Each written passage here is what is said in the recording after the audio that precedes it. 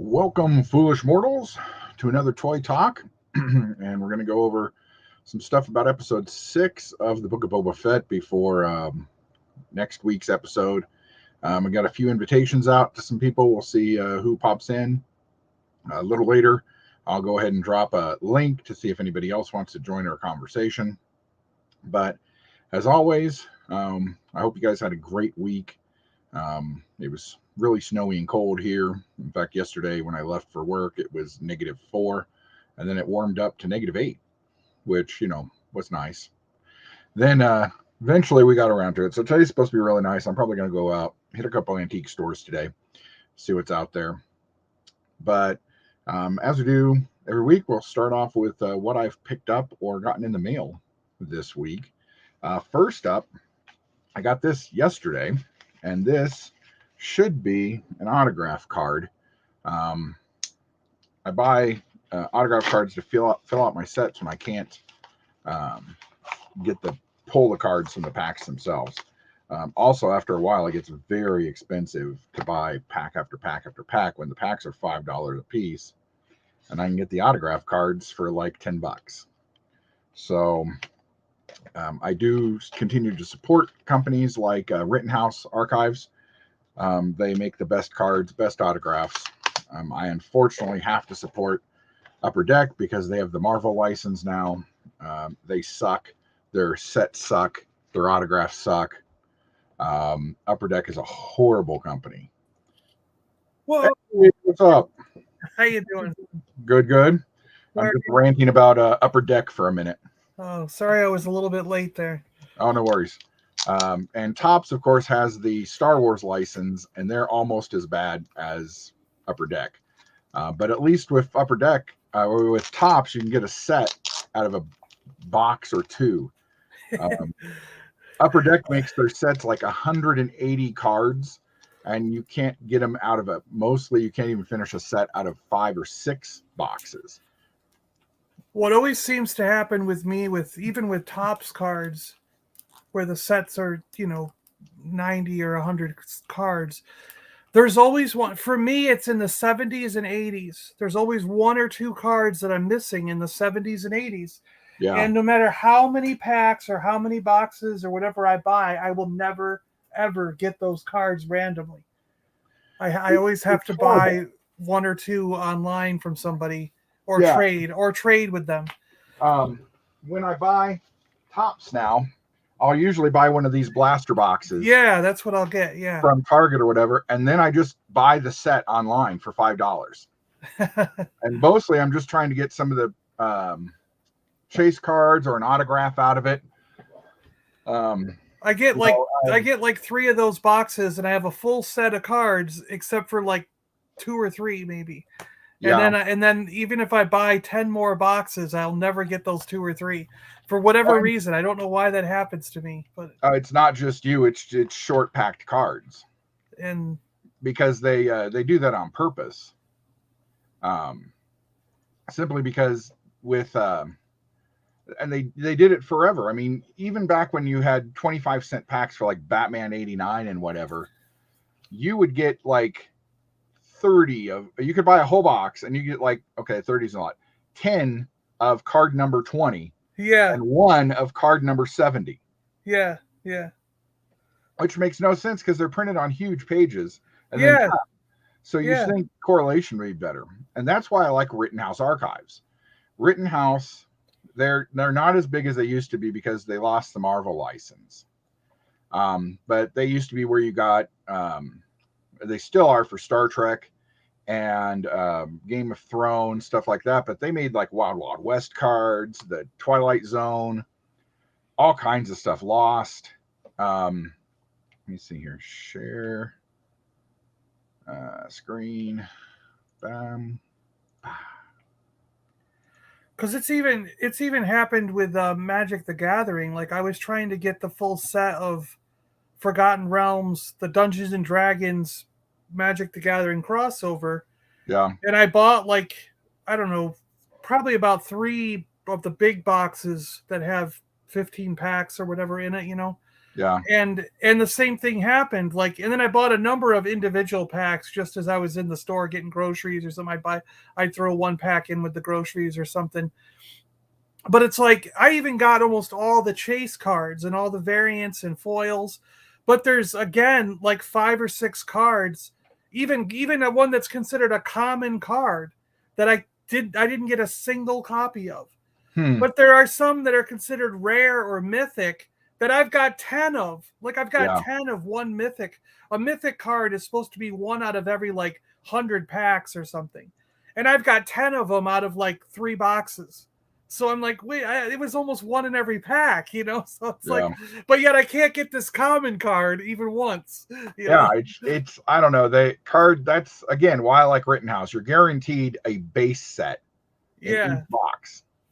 Hey Blue, what's up? Hey, I sent you a link, Blue, if you want to pop on. How you doing?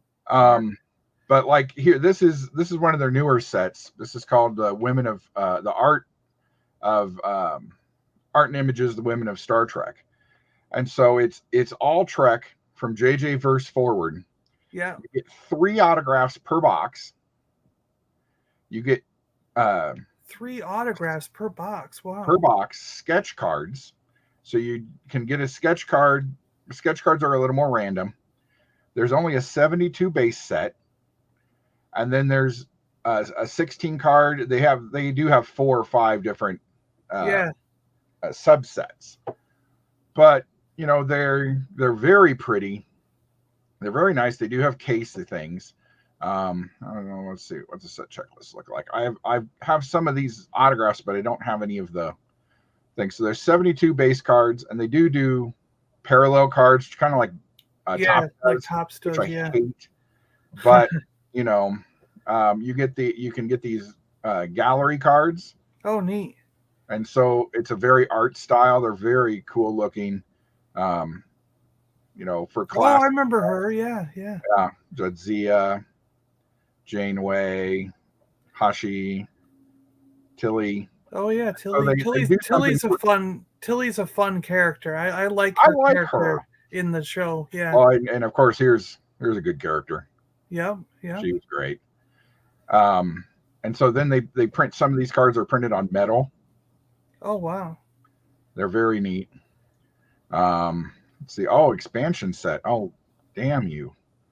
So every so often they do this where they've created a new set. And so this is a continuation of 2010's Women of Star Trek set. So it picks up with card number 91. Gotcha. Yeah, it picks up with card 91. To add all the new characters in. Add all the ones. Stuff from Picard and even her from people they missed in the classic undiscovered country. Those are that was Nemesis. Was that Nemesis? Yeah. There's JJ verse. Yep. That's cool. JJ verse. Yeah. Oh, and here's the quotable women's expansion. So that starts at 19. I'm gonna have to buy a box of these. What I really think is cool is like when I run into these people in other the actresses in other shows, like I was watching it was either Hercules or Xena, one of them, and I saw the actress that plays T'Pol from Enterprise on that, and then I also think she was in the that same style, like there was a Lost World with Jennifer. What's her name there? The blonde girl who played the Amazon girl that was stuck on the lost continent or whatever. Oh yeah. And I think she showed up in that show as well. And I was like, but it was also one of those Hercules and Xena type shows, you know. So I think, and there was a lot of crossover between those 3 shows where the actors and stunt people worked on all 3 shows, I think. So yeah. Even though the Lost World wasn't technically in the Hercules Xena universe, I think the same people produced it or worked on it or something because they're so similar in the costumes and the way the actors all cross over. Like I was saying, it was all that kind of that era of television, I guess. Xena and you know, in New Zealand. But it has 112 autograph cards. Oh my gosh! But that actress who played T'Pol, she's freaking beautiful, man. Yeah. And see, what they've been able to do is drop a whole bunch of stuff in here that they didn't get the cards back in time for other sets. So like Barbara Anderson here, she didn't return her cards for almost any set that they'd created for her. And so she's like 13, 14 of these cards. I remember she was seducing people in that one episode. Oh, yeah. And it mixes everything, and they'll tell you it's very limited or limited. Limited cards are usually about unlimited cards. Oh, yeah, Ashley Judd. I remember that one. She was with Wesley. Wesley was all interested in her in that one episode. Hell, right? Why not? But and there's it's people from every series, DS9. Did they do when Terry Hatcher showed up as the transporter operator? I don't know if they've ever actually done a Terry Hatcher. I know they did for the James Bond series that they did. Yeah. But I don't think if they did, it would have been in this series. Here's the new Robin Curtis. That's cool. I don't have that one yet. But so that's one of the reasons I like, and then they finally got Whoopi to sign a quotable. So although she's the most popular person at the moment, but past products, they had all kinds of stuff. This is where you got the X-Files. They did the WNBA cards. They did Twin Peaks. They did the Orville, which is what I got. Oh yeah, Orville. Warehouse 13, Sergeant Fury, lots of Marvel. All Stargate. Great stuff. Battlestar Galactica. I love that set. Those sets are great. But let's see what's coming. What I thought was funny about Stargate is I was talking with my friend Jason. I don't know. It was probably a month or so ago, but I didn't know this, and I thought this was hilarious. But I had run across a conspiracy theory while watching a documentary about. I always watch documentaries on aliens and like alternate worlds and like unsolved mysteries. Like I love those things, especially if it's narrated by Leonard Nimoy. Like he did a show In Search of, what we all know, but he also did a show called such a great show. Leonard Nimoy also narrated a show that was in like the early 2000s called Ancient Mysteries or whatever. Mm-hmm. And I loved Mysteries of the Bible. Yeah, there was Mysteries of the Bible that he did. Yeah, stuff like that. But anyway, so I love watching these documentaries, and I recently ran across one that someone had done, and they put it up on YouTube or whatever, and I was watching it, and they talked about how the television show for Stargate is actually true, and that the government has a Stargate, and they had a guy on the documentary who was saying when he was 17 years old, he was sent to another planet through this Stargate, and he lived there for like 30 years, and now he's come back, and he's telling the story about how he lived on this other planet by using these Stargates, and that the television show of Stargate was actually a way for us to get introduced to this idea that there's military units that the government has going through. And I was telling my friend Jason about watching this documentary, and he goes, dude, that was an episode of Stargate. And I'm like, what? He goes, yeah. He goes, there was an episode of Stargate where they talked about this conspiracy theory and that Stargate was real. And I was like, no way. So they actually... I think the writers of the show found out that there was supposedly this, it must have been, and they wrote it into the show as a real, and I'm like, oh my gosh, that's so freaking hilarious. That's funny. Hey, it's not true. I mean, that's not true at all. You know that the government doesn't have a Stargate. You know what I mean? Like, that's ridiculous. Oh, it isn't really? You think it's real? It's right down there? It's in the mountain down there, Cheyenne Mountain. They just don't let you see it on the tours anymore. Yeah, right. It's just like the what is it? The Mist, right? They opened up that portal, and that's where the Mist came out, and all those creatures came out. No, JT. For the first season or two, I loved Ancient Aliens because how people interpret art and stuff from the past. Yeah.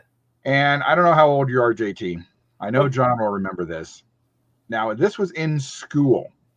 in school, in Yeah. elementary school, we were shown a film called Chariots of the Gods. Yeah, Chariots of the and Gods. that Yeah. was the whole ancient aliens theory. That would also be where a lot of the Indiana Jones and the Temple of the Crystal Skull came from.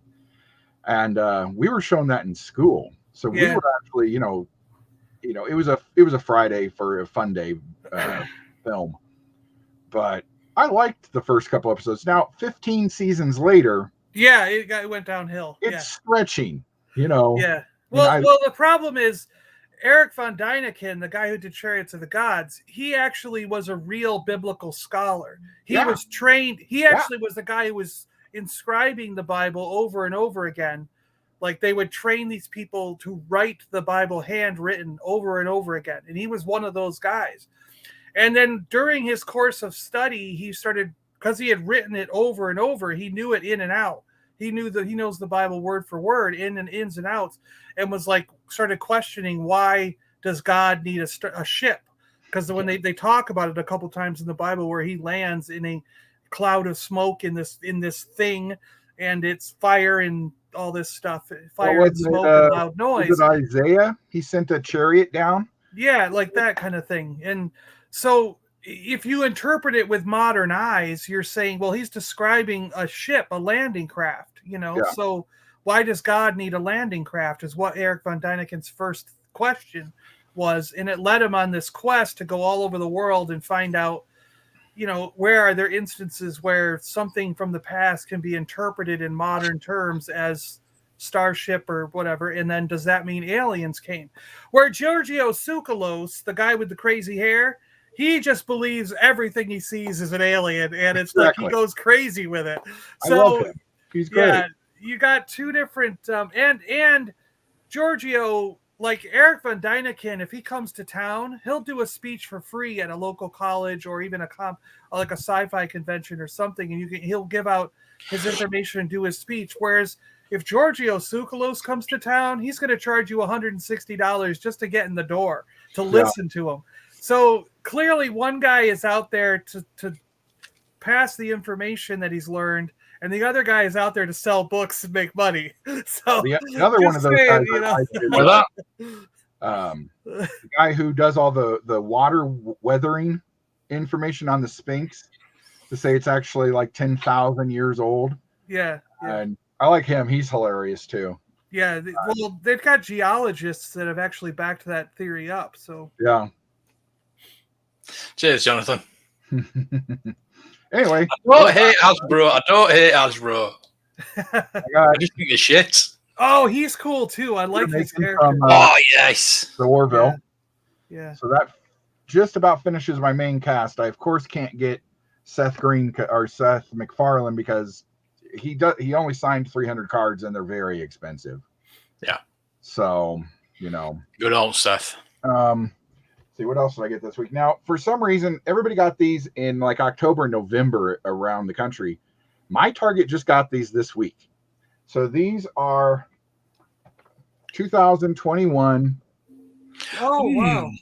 Amazing. Yeah. Wasn't that convenient? I picked this up on Monday. Yeah. So we'll talk about Mr. But can you see he's got Toto down there? Oh, yep. I love Toto. Oh. Yeah. Toto's died like 3 times though, but I love him. Then these are called Marvel, the Marvel comics. Oh yeah, they have the tint. Kind of coolly shaded. Really? Huh. The comic tint. They have the comic tint and the coloring and everything. Yeah. Oh, look at those. Yeah, I love that back. Oh, damn you, Funko. Yes. Yeah. Oh yeah, the blue Vader. Yeah. Oh. Now, do you know why they started repackaging these? They're repackaging them with a mock-up of the comic behind them. Oh, neat. So you know why they started doing different boxes? Like Funko was traditionally all just the white box, and then it's like all of a sudden lately it's like we got all these different colored boxes. It's like your collection's going to look weird if you stack them up. Yeah, and you see these kind of match the blacklight boxes, but they're not blacklight. Yeah. At least I don't think they are. So find out. Well, they kind of are. Ooh. Oh yeah. doesn't come out very well. It's hard to see on the TV. It's hard to see, but all the blue lights up on him. Huh. Cool. So, but Stupid those are pretty Daikini. cool. And then I got this in from Hasbro this week. Oh, the credit one. Yep. Girl credit. And then last week I found the Riddler. And this week I found Batman in the swim shorts. Swim shorts. Yeah. And the Joker in swim shorts. Oh, Yeah. look at that. Yeah. But they had a whole case, but somebody had already bought the Riddler chase. So no Riddler chase. Ugh. Let's see what else did I get? Yeah, I could do a couple of bad guys from my back cave. Yeah, I'm happy they're doing one bad guy at a time so they don't become peg warmers. Yeah. I would hope the next one's going to be the Penguin. Or a Catwoman. It'll be Penguin next, won't it? Yeah. So I don't know. I just got the Batmobile, Batman and Robin, and I got the Batcave, but I never opened it because I don't know. I don't have the room to put it anywhere right now, so I'm not going to bother opening it. That's why I bought more shelving. Yeah, it's huge. It's got its own weather system. Yeah. That's why I bought some shelving to get the Batcave in. I hate chases, especially McFarlane chases. Yeah, totally. They're hard. Even though, if you do see any of those Netflix witches, please let me know. I actually just saw. A whole bunch. I didn't realize. I didn't think I've seen the next wave of them. Yeah, I've been sent links to because I want Roach. It's £32, but I want Roach. I've been doing a lot of flea market. Well, not flea market because we don't have those here at the moment. It's cold, but thrift store buying recently because I can find something every time I go. Totally. Every other place I go. That's all we've got in where I live. We've just all thrift stores. Well, we call them charities. We'll keep calling them charity shops, but I have been, same idea, same thing. Unfortunately, branching out my collection. What did I pick up For today? no reason whatsoever, I have started collecting little golden books. Oh yeah, I love those. Yeah. And I picked up about 80 of them the other day for 25 cents a piece. Yeah. And so I got everything from like Tiny Toons and Grandpa Bunny from Disney. See, we had those when we were kids, so a lot of those I like because Star Wars ones and some new Star Wars ones. that's what I started. I started buying all the older ones that I had as a kid. Yeah, like I remember that one. Yeah, and I remember that bunny one you showed. The bunny one you showed. I remember. What started it was I picked this one up because it's my favorite book of all time. Oh yeah, I remember that. But then they've got new stuff. Yeah, These are still sitting on Walmart shelves for $5. And you got them for a quarter? Wow, nice. But just kind of older stuff. Let's Go Truck. I had this one when I was a kid. Neat. But so I've been branching out into that. I kind of wish they still had the gilded gold on the spine, where not the modern ones now are all just printed like it's you know what I mean. But the old ones, it actually was shiny on the old ones.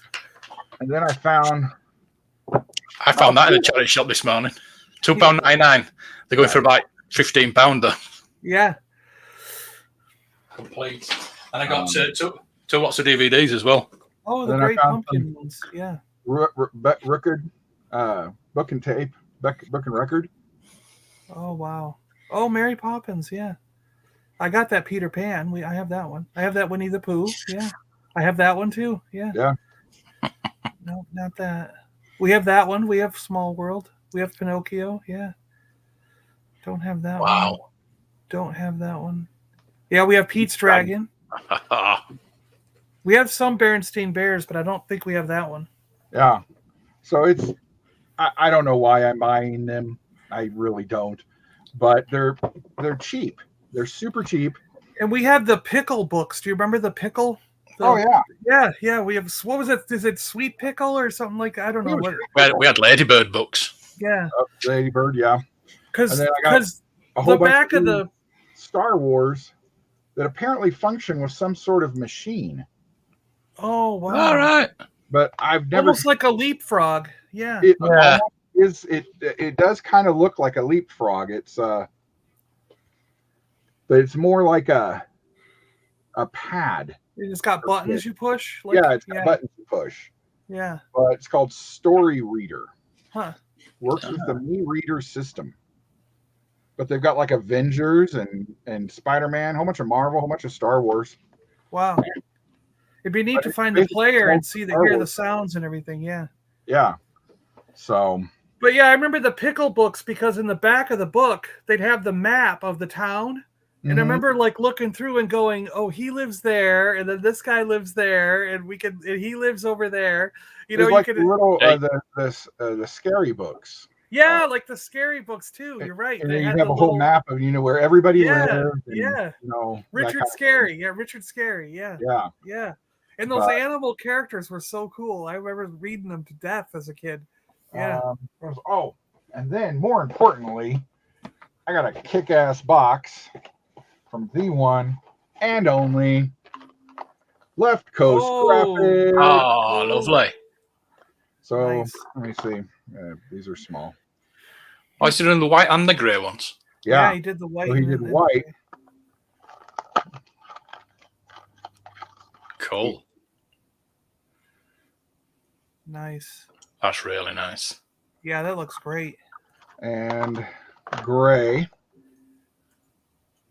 Or blue, depending on what you're. Yeah. Grey blue. Yeah. The gray blue. Would they call it battleship gray? Yeah, that's probably right. Yeah, it's more like a navy, navy, navy, whatever. It's not really navy blue or navy gray. It's like an in-between color that the Navy uses. Yeah. Oh, that's fantastic. That looks brilliant. It's great. It's very cool. Very happy with those. And then I got TIE Pilot. Yeah. TIE Pilot to go with him. And I got your Yoda showed up. A brown Yoda. So hopefully mine will show up any day now because I'm waiting. To see. When did you get this? Was it yesterday or today? I got it yesterday. All right, cool. So mine should show up any day now because I ordered that Yoda about the same time. There's my brown Yoda. Yeah. Yeah. And then Left Coast is always sweet. He always drops a few extras in. Oh, look at those. So I got a Yak Face, Peter Mayhew, and R2 with the chrome top. Look at that. And then he dropped in, and I will wear this next time I wear my shirt. Oh, look at that. That's salacious. Crumb, bigger than all of them, as he should be.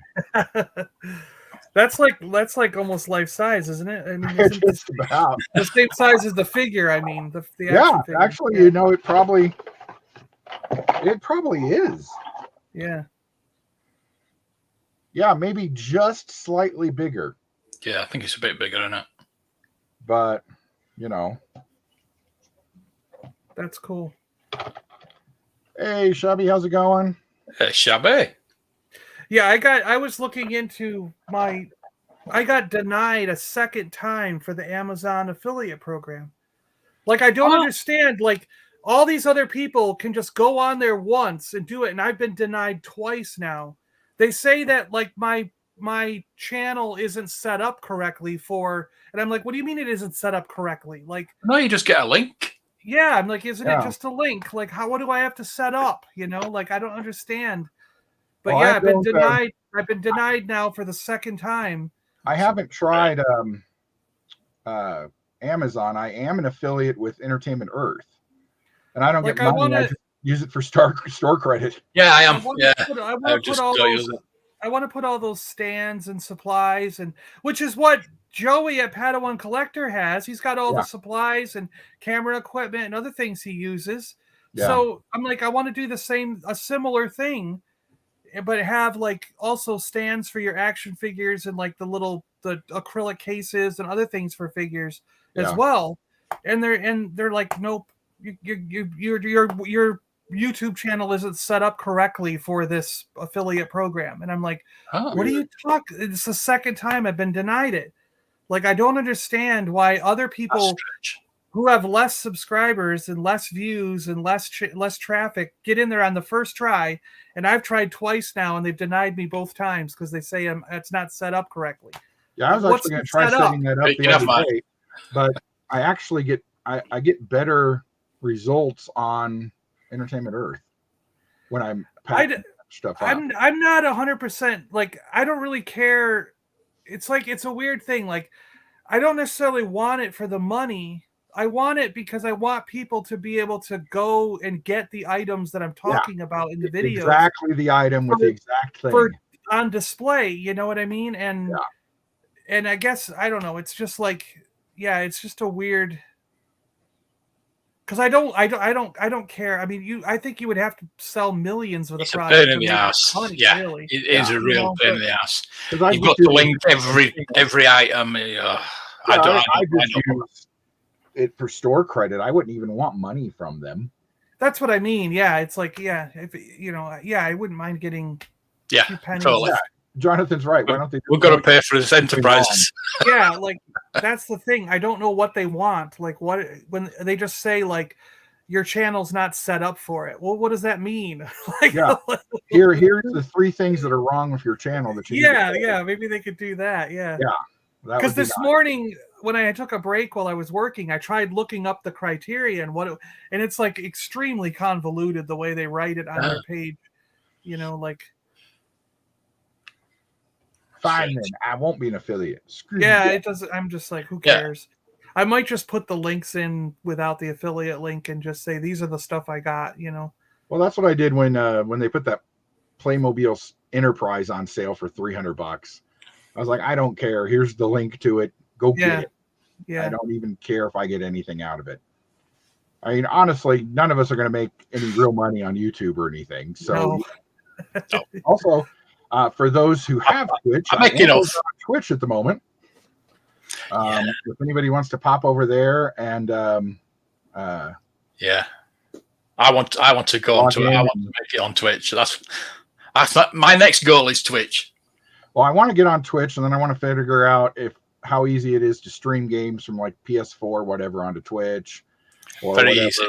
Yeah, apparently it is, because YouTube just pushes back. I mean, John, did they tell you why you got a copyright claim for yesterday? Yes, because the wrestling game that is 35 years old, the music is still the beep boop boop. Don't mention copyright. You know, I did the Bounty Hunter the other night. Yeah. I streamed the Bounty Hunter. I got 7 copyright claims for that video. I would assume because they would have done it for each of the songs. Yeah, probably. Yeah. And that's why if I ever stream stuff, I mute the music. It was like 2-3 seconds of each big piece of music. I knew I'd get it. But... I mean, honestly, you were wandering around on that floor for like a half hour, so you know. I know. I'll say music coming up. How bad those graphics are now. I mean, even watching John play yesterday, it was like these graphics were cool and stuff. But I watched you play that Jango Fett game, and I was like, man, this game sucks. PlayStation 2.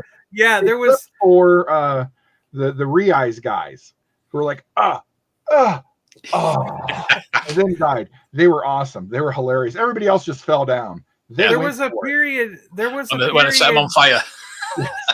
There was a period during PlayStation 1, PlayStation 2 where they tried doing these this vector graphic kind of thing where everything was angular and weird, and the graphics, cell shading. The graphics do not hold up. Yeah, well, you can't tell where there's a door or a hole. Yeah. But that's what I'm talking about, I've heard Jonathan. that, you're and right. they get them under like a drug thing for vape channels and stuff. Even though they're not selling drugs, they're selling a smoking product. Yes. And that's actually why YouTube comes after them. But I have heard that people, because if you don't put in your link that you're putting this out for cash or whatever, then they can tag you as well. But that's kind of why I want the affiliate status with Amazon, because then you can link it without having any issues with YouTube. Because YouTube recognizes affiliates, but not regular, just plain old ordinary links. Well, no, because you put the links in Twitter and things like that more than you do with your videos. Yeah. So I know somebody that gets a lot of money just doing links on Twitter. Yeah, and I would do that more too. That's what I would use it for and I'm going to start doing it with Entertainment Earth for things that I find, and then I'll be like, here or they're running a huge sale on something. Yeah. I'll be like, here, go. I would love to become an affiliate of Big Bad Toys. I'm going to see if I can't talk to them, because I buy a lot of crap from those guys. Me too. I get a lot from Big Bad Toys. No, it's not good for me though, because the shipping. The shipping's horrible. Yeah. But I mean, I got my whatever tax form it was from YouTube yesterday for my whole $120 that I made last year. I made $580. Woohoo! Oh, see, now you have to claim it. I did claim it. Yeah, I had to. Yeah, you had to. It was over $500. Yep, I claimed it. Yep. So, Linus Tech Tips got tons of grief. Yeah. I had to claim my eBay because I sold so much stuff during the this second half of the lockdown that my eBay store made like $7,000 this year. So I had to claim that. Yeah, mine's getting quite close to that. I had to claim some of that too. I have really been contemplating going back to eBay and just liquidating huge portions of my collection. It's getting out of hand again. It's horrible. 14%. I hate. Yeah, I don't know. But I'm gonna, if I take it to my local shops and stuff, I'm gonna lose just as much. Yeah, more even 50% or more. And I don't blame them. They have to make money.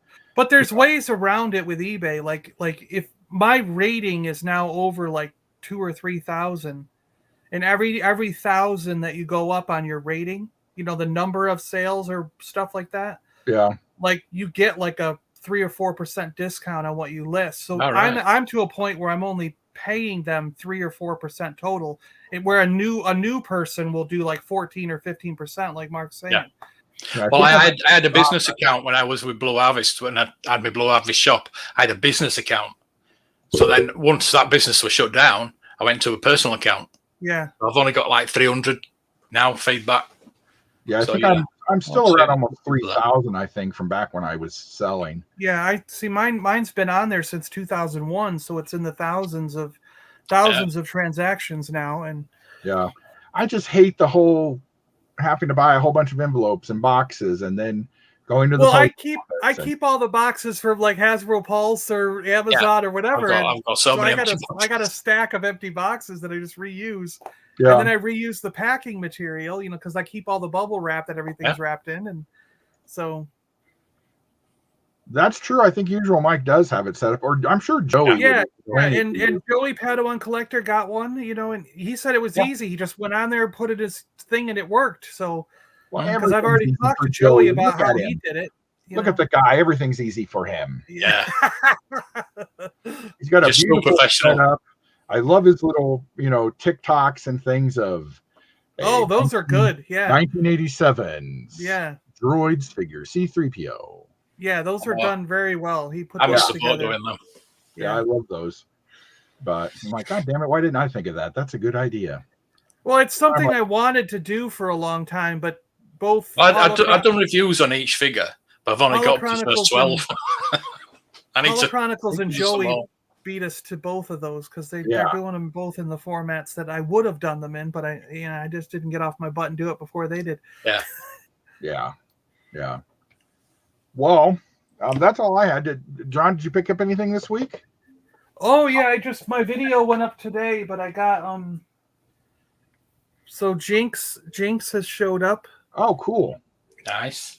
That it took me a long time to find a Jinx at a reasonable price where the paint was not rubbed off her chest. That dragon is almost always rubbed off. And a lot of times you're missing a sword. So this has both swords too. So that was cool. Amazon cuts him a break because Australia is trying to kill him. That is very true.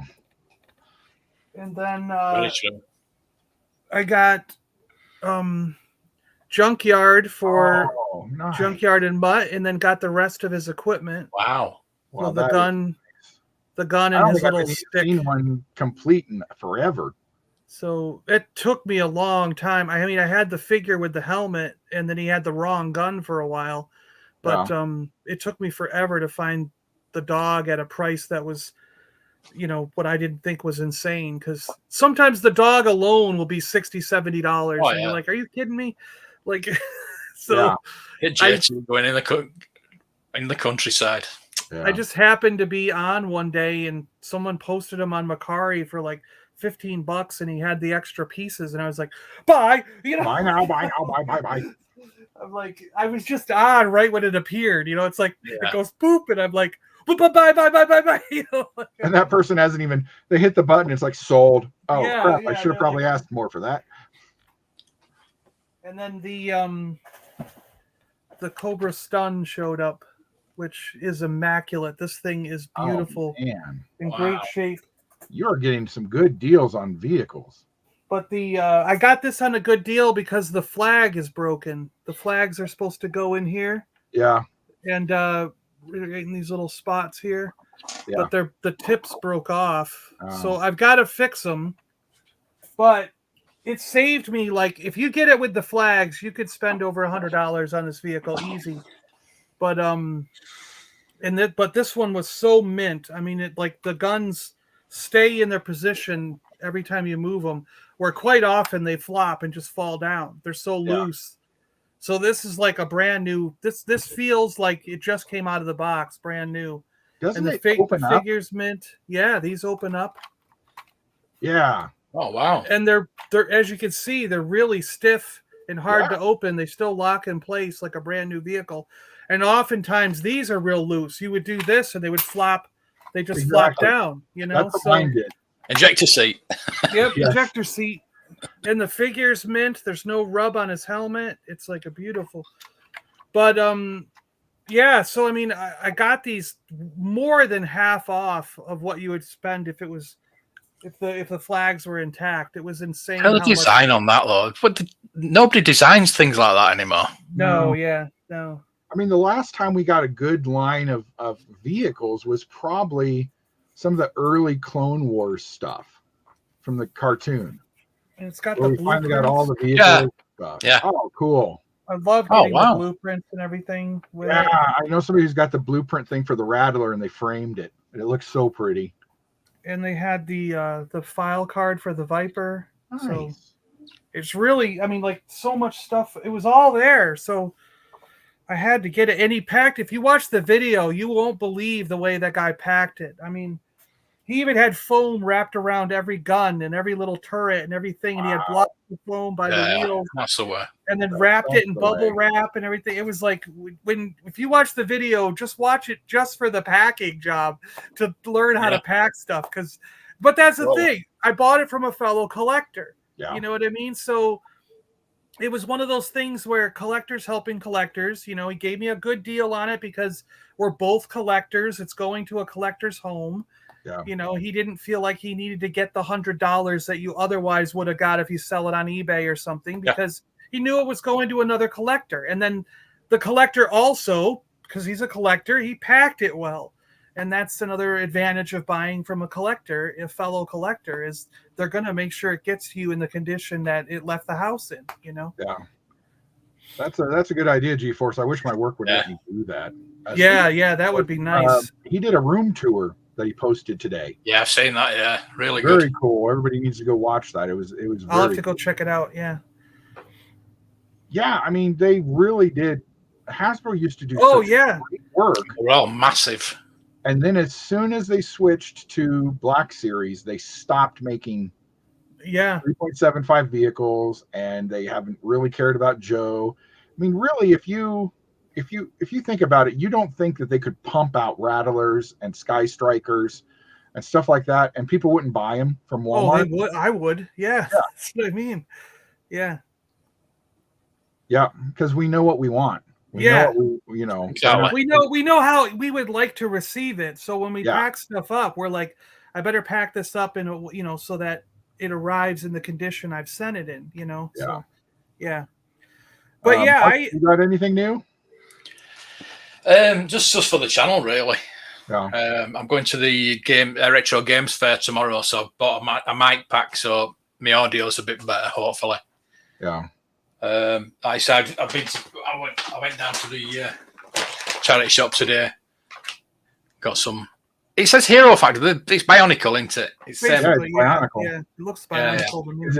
I just saw it. I thought somebody picked it up before me, and I thought, oh god, and put it back. So I thought, I love that. Yeah. So yeah, 15, 20, 25 pounds we're going for on eBay. I did get a couple of DVDs as well. Not 9 o'clock news, nice. which I've never seen it on DVD, and it was 99p. That, like one documentary best of thing they ever had. Yeah, 99p. How old was that series? Because that had Mr. Bean in early it. 80s, very early 80s. It's got Jennifer Saunders in it and Mel Smith, and I mean, it's got lots of great people. Yeah, Pamela Stevenson was in Superman 3, obviously. Was Rowan that Atkinson, before? Jeffrey Wells, Mel Smith. Was that before he was well known as like the Mr. Bean stuff? Or yeah, it was, wasn't it? Yeah. Okay. Yeah, that was pretty much. Wasn't he a Cambridge guy? Yeah, I think so. Yeah. Right. He came out. I think the cheapest I've seen on eBay is £20. I recognize her now from Superman. Yeah. She kept the hair. Yeah. Married to Billy Connolly. Gotcha. And look at that. Oh, £2. yeah. Cool. £2. £2. I used to watch that show. I loved that show as a kid. It's the movies. It's the movies. Okay. Yep. Pink Panther, Shot in the Dark, Pink Panther Strikes Again, Revenge of the Pink Panther, Trail of the Pink Panther, and 3 hours of special features. And it's like a big box set. That's cool. £2. I couldn't believe it. There was a TV show though, right? Or was it just that I was watching the cartoon. movies? Was I the just cartoon, watching Pink Panther cartoon? Well, I remember the cartoon, but that I remember the live action also. Was it just I was watching the movies on television? Yeah, you were just watching the movies on TV. Okay, They made so many of them. Gotcha. Yeah. When they were going to redo them, when they ended up doing them with Steve Martin, they were going to do a television series. Gotcha. And they were going to just do it as it was a BBC thing with someone. They're just going to do 6 things. It would just be like, episodes, 1 hour episodes where he's solving cases. And then for some reason that went away and they did the Steve Martin ones, which Steve Martin's funny, but he's not Clouseau. No, he's not Peter Sellers. He's not Peter Sellers. Yeah. Peter Sellers actually died making the last one. So he's like halfway in the film and half not. Because I remember in the introduction, like during when the movie started, there was always the Pink Panther walking by, the cartoon version. Oh yeah. I was like, oh, that's cool. Kato came and they had a fight. Yeah. Inspector Dreyfus was my favourite though. He was great. He played insane so well. He tried to take over the world and then became police. Yeah. Again. It's like, wait a minute. It's not how this works. The French. Oh, fantastic. So, all right, now let's get into the most important thing in the universe that is outside of the Suicide Squad TV show. Pizza. Pizza. Or you don't mean pizza? No, and there could be pizza. Chinese? Boba Fett. Who? So, well, The Mandalorian episode 6. And he did let Boba Fett in his own show for a few minutes. It was a cameo. Which somebody pointed out is funny because they said basically now Boba Fett has been returned to what he was in the movies, where he just stands there silently doing nothing. And nodding his head. Nodding his head, yes. So this episode, I still don't like that this has now turned into the Mandalorian show. I honestly think it had something to do with That Was Much Not Be Named, because that swept through the cast while they were shooting. So there might have been something where they had to rewrite some stuff and pull some stuff in that they were already going to do. Huh. But it was a lot better than episode 5. I thought episode 5 was actually boring because it was all predictable. Every single thing in it was predictable. This, while I knew certain things were going to happen because of how it was set up, it was all still fresh and fun and new. And, of course, it's Dave Filoni who, I feel that a lot of us are in a bad relationship with him. He beats us, he breaks our heart, leaves us at the side of the road, and we beg for him to come back and take us again. Yeah. And he's like, "Oh, baby, it won't happen. It's okay. It's okay." Stab. Nothing's going to happen. But I really liked the episode. What'd you guys think? Oh, I loved it. Yeah. I thought it was great. Best piece of Star Wars since 1983. In a long time. Yeah. I think it was really good because, and the dude has said that it's basically what we've been asking for the past 30 years. Yeah. Is, the sequel trilogy should have started after Return of the Jedi, but, the technology was not good enough to do that. Yeah. Still isn't real. The CG on that Luke was incredible. It was way better than the first time we saw him. There's still something wrong with his hairline. Yeah. It doesn't look natural. His mouth, most of his dialogue was off screen, if you noticed. Yeah, they've done that a lot. Yeah. That's why they keep, the Mandalorian's helmet on, because they don't need to have Pablo on set for half of it. Yeah. But, and Favreau was working on multiple projects. That maybe, but he just wrote it. He didn't direct it. He didn't produce it. He was just kind of there. And I think that maybe they saw how episodes 1 through 3 were going. I still think it should have been the first few episodes should have just started at the Sarlacc pit and caught us up and then started the rest. Yeah. I think that would have flowed better. But it could have been edited differently, yeah. Yeah, it could have been edited differently. Yeah. It's like 2 different shows, isn't it? It's like, yeah. Well, now it's like 3 different shows. Because now it's just back to being the Mandalorian again. Which, that's fine. But, well,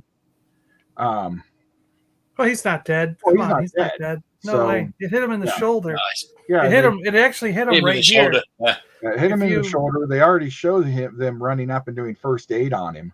Yeah. And also, why don't they just go give him a metal arm or whatever? Now, apparently, that's the thing you do is ride into most. Make him a mod. You can make him a mod. And he can give him a scooter. A scooter, and he'll be good to go. He needs to have one of those scooters like in like the bad guy rode in Brave Star that looks like a horse. Yeah.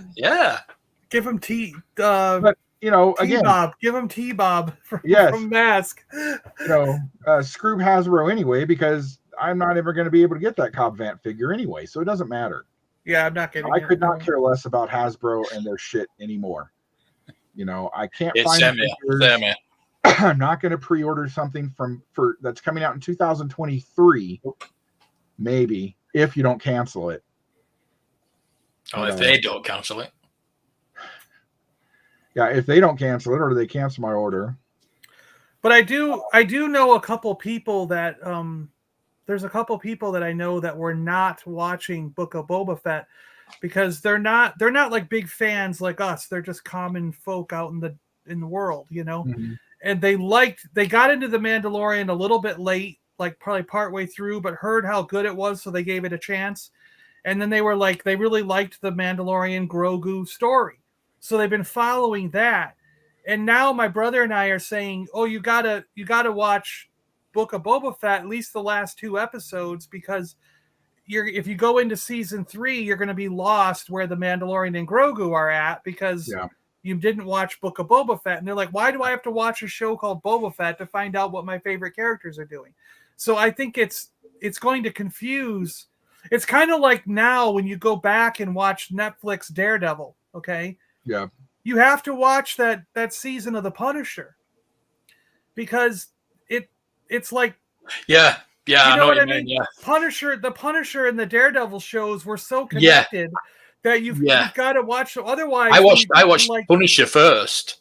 Yeah. Well, no, I watched Jessica Jones first, then Punisher, and then I watched Daredevil. But I didn't see the crossover.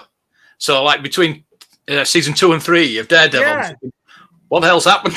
You're yeah. lost. You're lost if you don't watch. Yeah, you've got to watch them all. Well, and it would be interesting. I didn't get to watch all of you guys' review, Mark, with Rick. How did he react to Cad Bane, considering he's never watched any of the Clone Wars series? Did he not care? I don't think you need a backstory really with Cad Bane. He's like a. Well, you need to understand why he's there and how. Well, yeah, you need to know what the backstory of Boba Fett and everything like that. But really, do you need to? Is he just a character? I mean, like Cobb Vanth, he just showed up. He didn't have a backstory. Sure, he did. He was in all 3 of the Aftermath novels. Well, yeah. You already knew all about him. That's what I'm saying. You didn't need to know him. Well, for a normal viewer, no, you were just wandering in and he's a sheriff. If you're just a normal viewer and Lee Van Cleef walks into your Star Wars show for no reason, you're like, what the hell? Who's this guy? He's neat. He looks scary. Yeah. Well, that's basically who he is, isn't it? Yeah. But for the rest of us, we just saw the silhouette. Oh yeah, I was like, they can't be. Is that really? I'm like going, just walking up. I'm like, I thought, I heard the rumors it was coming. I thought, bloody hell, they can't do it. Then of course now everybody's mad because now this decanonizes, which it wasn't even canon to start with, that season 7 arc that was supposed to happen with Boba Fett and him. It's like, well, it didn't happen. None of that's real. Sorry. Well, it was already decanonized when we got Wasn't it Clone Wars season 7 where they showed him again? Didn't they show him again? He was in Bad Batch season 1. I was in Bad Batch. Yeah, he was in Bad Batch. Yeah. So because I think when we watched that was Celebration 2015 or something, when we all got to watch that Cad Bane and Boba Fett square off, I feel like I remember Filoni saying that was also the death of Cad Bane. Yeah. Like Cad Bane died in that scene, and Boba Fett got the dent in his helmet and survived. Yeah, which is what some people were hoping we would see in Bad Batch season 2 or 3, but of course now we know that doesn't happen. Yeah, so now like they basically erased, because that never came out, so that death scene of Cad Bane never was canon, because that never actually got finished and came out. So. See, I don't think I liked Cad Bane showing up in Bad Batch. Now, how they used him was weird, but that's right. He grabbed the little girl Omega. Yeah, that's right. And I think it's Toto. That it would have been cool, but that would have given too much away. I'm sure he's back on the ship, wherever the hell he parked. Like I pointed out on Twitter, why do Star Wars people park so far away from where they're going? Yeah, they do. They did it in episode 1 also. Boba Fett and Finn walk from the castle to Mos Espa all the time. Yeah. Then you've got Krennic, who parks like a mile away from their house, so he can walk up there very slowly. Yeah. Like, okay. They did it in episode 1. They parked way out in the desert to go to Mos Espa or whatever that was. They're going to invade the city. Yeah. And it's a Star Wars thing. Look at Rogue One. Yeah. It's but with Tatooine or Jakku or Tatooine or any of these other ones where they're desert planets, I'm like, if it's a lush green planet where you got a lot to look at, and you're like, oh, this is beautiful, and there's water everywhere because it's lush and green. But when it's a desert planet, they don't even take water with them. I'm like, how did he survive? Like, how did Finn walk from that crashed TIE fighter all the way to town? When they showed him on that ridge and town was like 17 miles away. I'm like, you would die. You would die. Crashed. Look at episode 1. Those guys parked like forever away and then walked. They could have parked right outside. Look at Din. Din doesn't give a fuck. Din I'm just saying they don't even have a bottle of water. He's like, fuck you. I park where I want. I'm the Mandalorian. Yeah, he did. He parked right in the middle of town. Right next to R2. He parked right in the street, He parked in the street. You can't park there. He should have. What would have been funnier is if he came out and there was a ticket attached to his car, to his ship. Yeah, right. Yeah. But and that guy, I was like, oh look, they're going to introduce somebody. Oh, he's dead, dumbass. But Guido, how you doing? Yeah, it's always funny. Yeah, that's true. I guess. Why was he trying to hide? Well, because remember they weren't being sought. No, they had the queen. Because they had the queen with them. Remember? Well, nobody knows that. Yeah, but they were trying to. I would assume nobody on Tatooine even knows that the invasion of Naboo happened. They were just trying to make sure. Yeah. I love how everyone goes to Tatooine to hide, and it's like the supposedly the most remote place in the galaxy, which is why they can hide from the Empire or the Rebellion, or hide from anyone that's a big government. But yet everything seems to take place, and everyone's on that planet. Everyone in the galaxy knows about that planet. Well, look at the last couple episodes of the Book of Boba Fett. Now it looks like you're getting starliners. Like it's a stop on a cruise ship or something. Yeah, exactly. Wonder why that is. Yeah. Also, when they were showing, did you see the new stuff for the new Lego game? They've got all the planets and stuff. Batu is not one of them. I wonder why. I wonder if it's a hidden level or something. Like, look at the map. There's no. That's weird. Huh. But, well, yeah, he's pretty much his Deadwood character. The guy who plays the bartender in Book of Boba Fett is the guy who played the bartender in Deadwood. Might as well just pull Michael Sheen, a couple other people in from Deadwood and put them all in that town. I think it's going to be a new series. Star Wars Freetown. Yeah, Freetown. That would be cool. I'd watch that series. Oh yeah. I don't know. Let's see. Hey, we're getting horses in Star Trek as well. Hey, what's up? I had to crawl into bed so I could teach y'all a lesson. Hey. We're just talking about cab and that whole section. I ordered that blue milk book, Rick. I think he needs to eat a couple Ronto burgers. Yeah. Real I have one big problem with this show. There are no Rontos anywhere. There are no dewbacks anywhere. Good point. Dewbacks. Why are dewbacks not a thing in Star Wars anymore? Yeah. Anthas galore, though, right? I mean, so maybe Anthas and mod bikes. Why did the stormtroopers use dewbacks anyway? They're obviously very fast, Yeah. They've got speeders. Well. And why did Cobb Vanth walk? What, doesn't he have a space horse? Yeah, he does walk everywhere. I hope you like that too. I like the Cobb Vanth. I thought that was very cool. Perfect animated character to bring to the live action and in Filoni's turn. And Jonathan, if you didn't know, Justified is actually coming back next year. Hey, what's up? Starting Justified back up. Yeah, I was super, super, super excited for this episode and everything about it.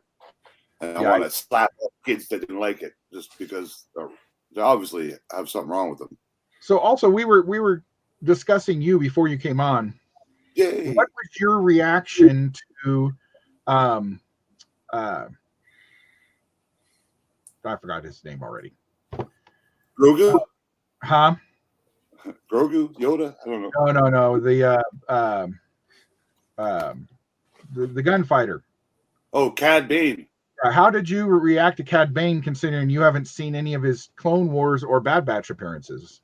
Oh no, I've seen every Star Wars, everything ever made, so I know everything about Cad Bane. And I thought you said you didn't watch the cartoons. No, I watched the cartoons. I just okay. They're not made for me though, but yeah, I know all those cartoons. I thought Cad Bane would be the one animated character that for sure showed up this episode for the first time. And I think they nailed him. They did really good. Oh, yeah. He looks like a Duros, although I see people complaining he's not blue enough. And he's not getting old. I just want people to shut up. Getting old. Just tell him to shut up. If someone has a complaint, tell them to shut up at this point. Well, I think they're going to fix that. Somebody's already fixed it. The same guy who fixed skinnier than they actually are. You can't physically deform humans' heads to look like an alien. They have to wear. It's 25 years later, isn't it? So it's going to be. They just changed the guy who fixed him fixed his hat and they fixed his color. No, they photoshopped and took his face and went like this. You can't physically do that to a human's body. I don't know what you're talking about. The guy who fixed Cad Bane, all he did was fix the hat. He didn't smush the head very much. No, he did. He for sure did. He like how girls on Instagram change their photos that make them look skinnier. Yeah. They did. Do they? I didn't know that. Even if they did, that's great. something ILM could do in a heartbeat. If this guy did it in less than a day, ILM could have done it. Yeah, but it's a TV show. They're just putting a mask on a guy. They're not doing the CGI. Like, I do understand there is budget restrictions. They did only made this like several months ago. It didn't take 2 years to make. They nailed it. I think they nailed Luke, and I think the future now changes by how they can make any movies and TV shows, because that blew me away how well Luke looked and sounded. Like I believed it. I believe that was Luke. And if the technology's like that now in 5 years, can you imagine? George Lucas always said that the whole thing with the digital universe and digital matting and all that was so that he could basically, because he's a homebody, never leave California to make a movie again. Yeah, no he could doubt. make any area he wants, and that's come true with the Boba Fett set or the Mandalorian set, and now he can resurrect almost anybody. I mean, there's a rumor floating that they're going to go back and fix Rogue One, and that they can actually because they can remove a special edition. Why? I don't see why not. Yeah, they can remove Tarkin from the movie, fixes the kind of, I mean, he still looked great, but there was kind of a dullness to him, and then put him back into the movie using this newer technology. Yeah, but 4 people would complain.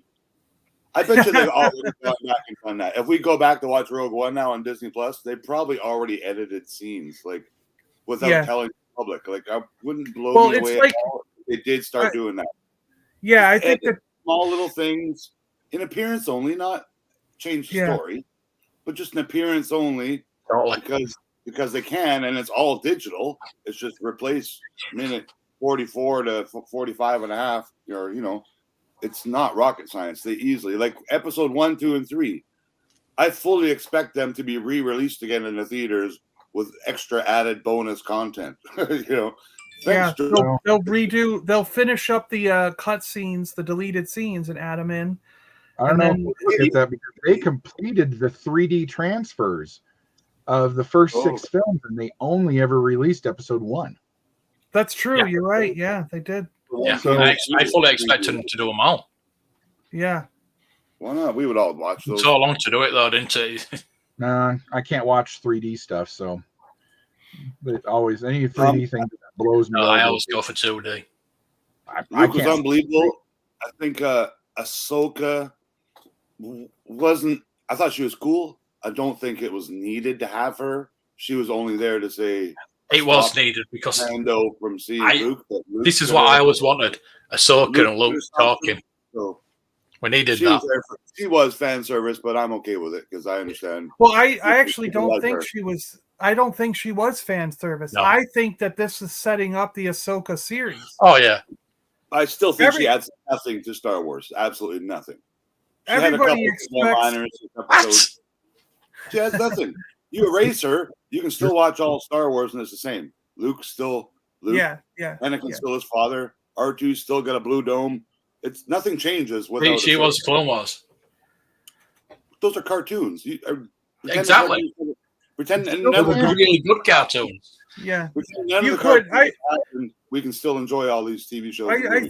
I see that point, but I mean, it's sort of the same thing with like she's a created character from scratch, approved by George and originally, and everyone hated her because she's a little bratty kid, but now she's growing into, now she should be 50, 60 years old in the timeline now. So we'll see. I just don't know why she's there. She's not a Jedi. She's never met Luke before, according to canon.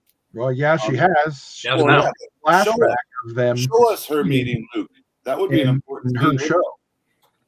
Well, I mean, I think she's aware of Luke and went to Luke because she met Leia during Rebels. During Rebels. Because Bail Organa was in that ship, and she was in. And Ahsoka was Fulcrum, so Leia and Fulcrum had met before during that show.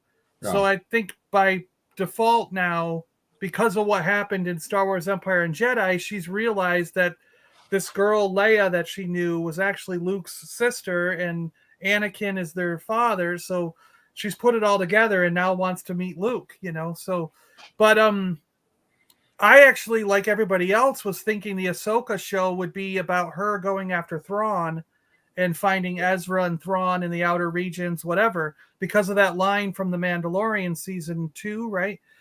Where she's like, "Where's Thrawn?" Blah blah blah.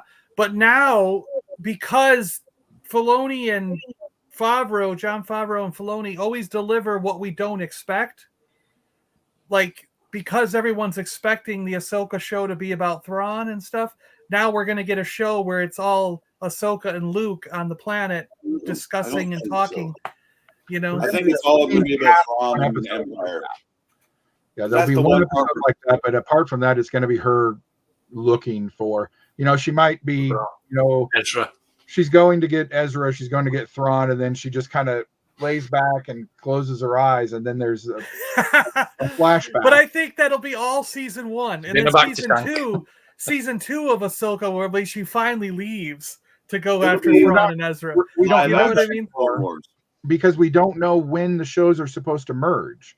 Yeah. Because remember, we were told that Boba Fett, The Mandalorian, and Ahsoka show and the Republic show were all supposed to merge. Yeah, well, they're going to be in the same. They're in this same time frame, so they will cross over and merge and everything. Assuming that it's all going to end after Mandalorian season 3, and then we'll. No, I think Mandalorian's going 5 or 6 seasons now. No, I don't think it'll stop. That's where the stories merge. Oh, okay. Yeah. I bet they announce a new show, end credits of. That too. They'll annance a new show in this timeline or whatever. I think. I don't think so. I think what we're going to get is either we're going to get a trailer type thing for Obi-Wan, or we're going to get the first look at Andor, which is the next series. Maybe, but neither one tie into this storyline. Yeah, it will have Andor and Kenobi. Break the prequels out there. It's like Boba did to Mando. I don't think it'll be a teaser for Mando season 3. I think it might be a little bit of it'll be something live action, like the Bad Batch. They might show a scene of Bad Batch in live action to promote the cartoon that starts in. I'm assuming Bad Batch is the next Star Wars we get. Yeah, Bad Batch season 2 starts in March. So that is the same timeline almost as the Mandoverse, right? No. Or shortly before. It'll tie in somehow. Before. Because whatever they announce next with this show has to somehow tie into it, or it's wasted opportunity to promote a brand new movie 10 years from now. Or well, if they're going to do that, then they'd have to go with Ahsoka, because Ahsoka is the next series that's in this line. If they're not going to do Mandalorian season 3. But Ahsoka's due until fall of 2023. Yeah, they're making it right now, I believe. Ahsoka. Yeah, it's so far out that I don't think they throw a teaser for that for something that's like, come back in 2 years.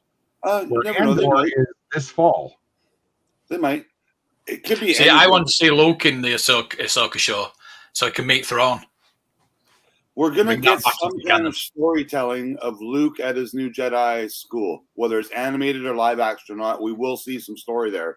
Because we will see Leia bring Ben to that building. Or Han. Leia or Han. Well, I think it could be Han. Harrison Ford's going to be in it, so it's going to be Han. That's why Harrison Ford was there, he was filming the scenes of him handing Ben Solo to Luke.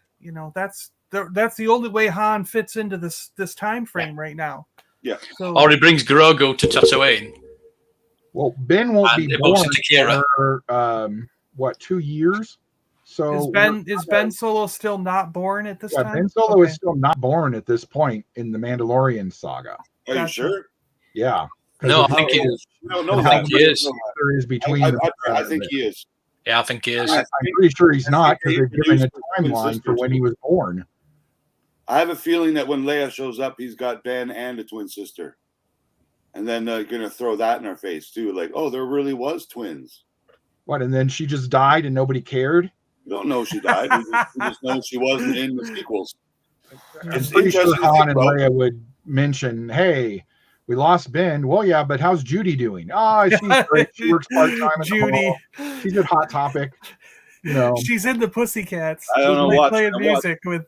She ran off with Max Rebo. It's a legend that they could pull out and surprise us. Yeah. Yeah. I think that's a little too far because that won't work into anything. It doesn't need to. Oh yeah, Tez, I'll merge. Tez, if you're picking up food for people, I'll take some French fries and a hot fudge sundae. Yeah. Is it McChicken? Bailey's Big Mac chicken, Big Mac or something. Yeah, this is also why Grogu had to come back because they need to move his shit off the shelves. Yeah. I don't think we see Luke and Grogu for a year.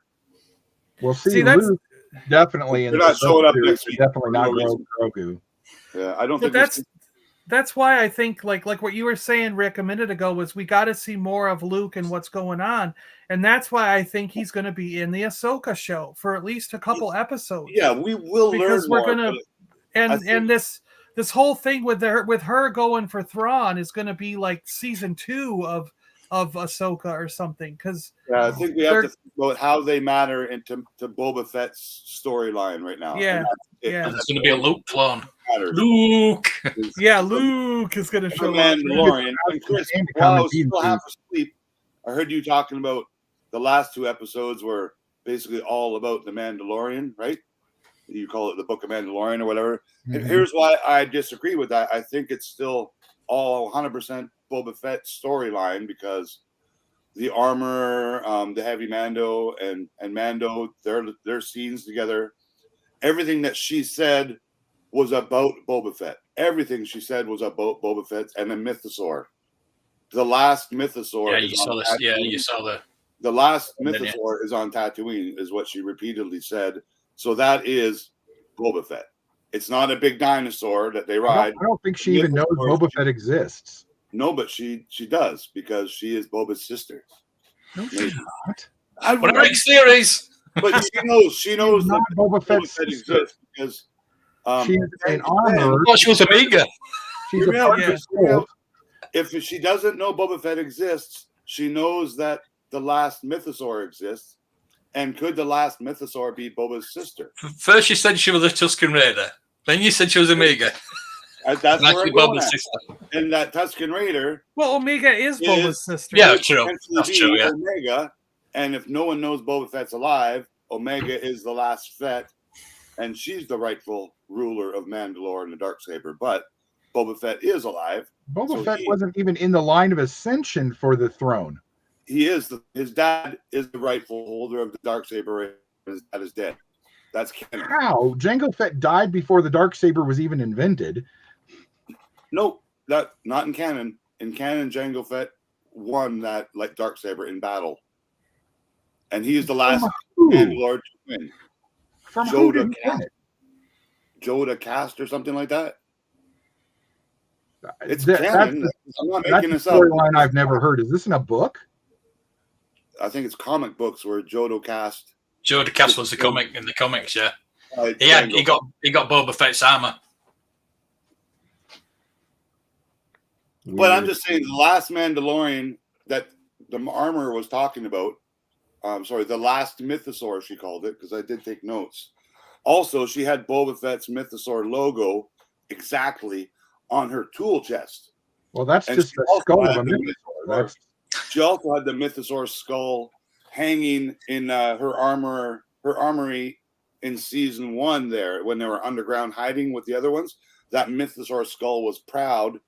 And Boba Fett is the only one that is part of that clan at this point. Boba Fett was not part of that clan. Boba Fett is that clan. That clan is his name. That clan is based on his family. No, that clan, first of all, followed Darth Maul and was Maul's acolyte. Not the Mythosaur skull that we all know and love from Return of the Jedi. Mythosaur skull was just there because that's what he took. Just like the Mandalorian took the skull of that, whatever that thing was with the horn that he defeated and made it his crest. Well, he didn't take it. It was given to him. No, he chose the Mudhorn. The Mudhorn. No, it wasn't chosen. The armorer gave it to him. Your signet is the Mudhorn. Because he defeated it. Yeah, so she chose it because she's kind of... Because she's his cult leader. Cult leader is a good way of putting it, yeah. She's part of the Darth Maul cult. She is Boba Fett's enemy at this point, and she will try to fight for that Darksaber, I believe. because she had been wielding it. And also, Boba Fett trained with sticky sticks for a long time now. So Boba Fett will be really good with the Darksaber too, I think. There is at no point that Boba Fett will obtain the Darksaber. All right. I don't think so either. Grogu's going to have it. That's what the I don't think so either. Bo-Katan storyline's all about. And Bo-Katan will get her ass kicked by Boba Fett. I'll bet Not you 1 at year. all, because she knows Boba. And that's the story that they tease at the end of Book of Boba Fett is the Bo-Katan series. Yeah. Because Maybe it'll have they to only announced it a couple of days ago. Unless this has been secretly filming for a while, they won't have anything. I was actually very. All they need is 1 minute of scene, and of course they would have filmed it. I was actually very surprised that Mandalorian Din Djarin here still had the Darksaber. I would have thought at this point he would have tried to freely give it to Bo-Katan or somebody else in there, and then they would work out the logistics of that stuff later. But apparently she wouldn't accept it even if it was handed to her for reals. And then not the way. But I mean they did it before. They've done it before, at least twice now. But they were cursed. Everyone that's accepted this Darksaber and not won it through battle, good luck. Another Mandalorian has been cursed. Bad things have happened. I can't all off, but every Darth Moff Gideon, he's been captured. Bo-Katan. But all of Mandalore died, like a night of 1,000 tears when Bo-Katan got it. Darth Maul got it. He's now dead. So everything. But Maul won it in battle, and so did Moff Gideon. Moff Gideon, I think, took it in battle. Everybody who's ever had the Darksaber is dead, except Bo-Katan. Yeah. And Mando. But I really don't think Grogu's going to eventually get it, because that to me doesn't. What the hell is Grogu going to do leading the Mandalorian people? That makes no sense to me at all. So whoever gets lightsaber now, whoever gets the Darksaber, I think is going to make logical sense to lead the Mandalorian people. And from my perspective, that's not Boba Fett, and that's not Grogu, and it's not the Mandalorian. Those three characters don't fit. Those three characters don't fit as leader of the Mandalorian people. Where someone in Bo-Katan's group, or either Bo-Katan herself or somebody else that they introduce or bring back, like another Vizsla or something, might make more sense to lead the Mandalorian people. But I don't think. Isn't Boba Fett a good boss right now? I don't know. I just can't see him leading the entire planet, a ragtag group of people together. He's trying to help a city. There are deal with their stuff, kill a bunch of spice runners. He killed a biker gang. He is the most side quests that's happened to any Mandalorian in the history of Star Wars, as far as I just can't see the other traditional Mandalorians wanting to follow that guy. They would challenge him at every step of the way and eventually beat him. They don't have a choice. It's their not religion. It's their creed to follow them. Yeah, but then how does the Darksaber pass to a new ruler? At some point, someone has to challenge. Yes. Someone has to challenge that person in a battle, and that's what I'm saying. They would challenge Boba Fett, someone like Bo-Katan, or someone who another person in the Vizsla clan or whatever would challenge Boba Fett almost right away and probably win. They'd win. No, I'm saying they would win. You're saying they would die. All right. Well, I don't think Boba's going to get killed next week. No. They've learned their lesson. I don't think they'll kill Boba Fett at all for long. But I can see Sasha Banks getting killed back in the Sarlacc pit. I can see that Axe Woves guy getting killed off. I can see Paz Vizsla getting killed off. Oh yeah, Paz, lots of course. Characters getting killed off. Not Bo-Katan, because eventually Boba Fett or Mando's got to fight with her for the saber, I think. Yeah. I don't think, but I do think the Armor and Paz Vizsla and them, I think that group was Death Watch who followed Darth Maul. Yeah. So by default, right now, like the Mandalorian, I'm going to set up a courier service called Darth Mail. Yeah, that's funny. I agree, Chris, but I still think if they're with Death Watch, they still have to follow whoever has the Darksaber. They will eventually. Yes, correct. Yeah, they will eventually. Yeah. And I think the armor is key to all of this because I think she's that Rook cast character from the cartoons. Oh, that could be. Who was a Maul loyalist, and I think she's Sabine's mom. I could be wrong. I think she's that Sabine girl's mom. That's the thing I'm expecting any day now is when is Sabine going to show up? Like, and that's another character that I think if they don't do it beforehand, she's going to show up in the Ahsoka series. They've cast it on whenever Ahsoka does go into the outer regions to look for Ezra and Thrawn, I think Sabine's going to go with her because they sort of implied that at the end of Rebels that they went off together to find him, and then Ahsoka doesn't have a ship, so she needs a ship. So she'll that too. So it might be one of those Mandalorian ships that they use. Because we'll be introduced to Hera's kid in this. Be a Jedi Starfighter. I would love to see Hera season 3 this Christmas. It's supposed to be Christmas. This year. Yeah, this year Christmas. I hope so because I think that's when we get introduced to Sabine and her colorful armor.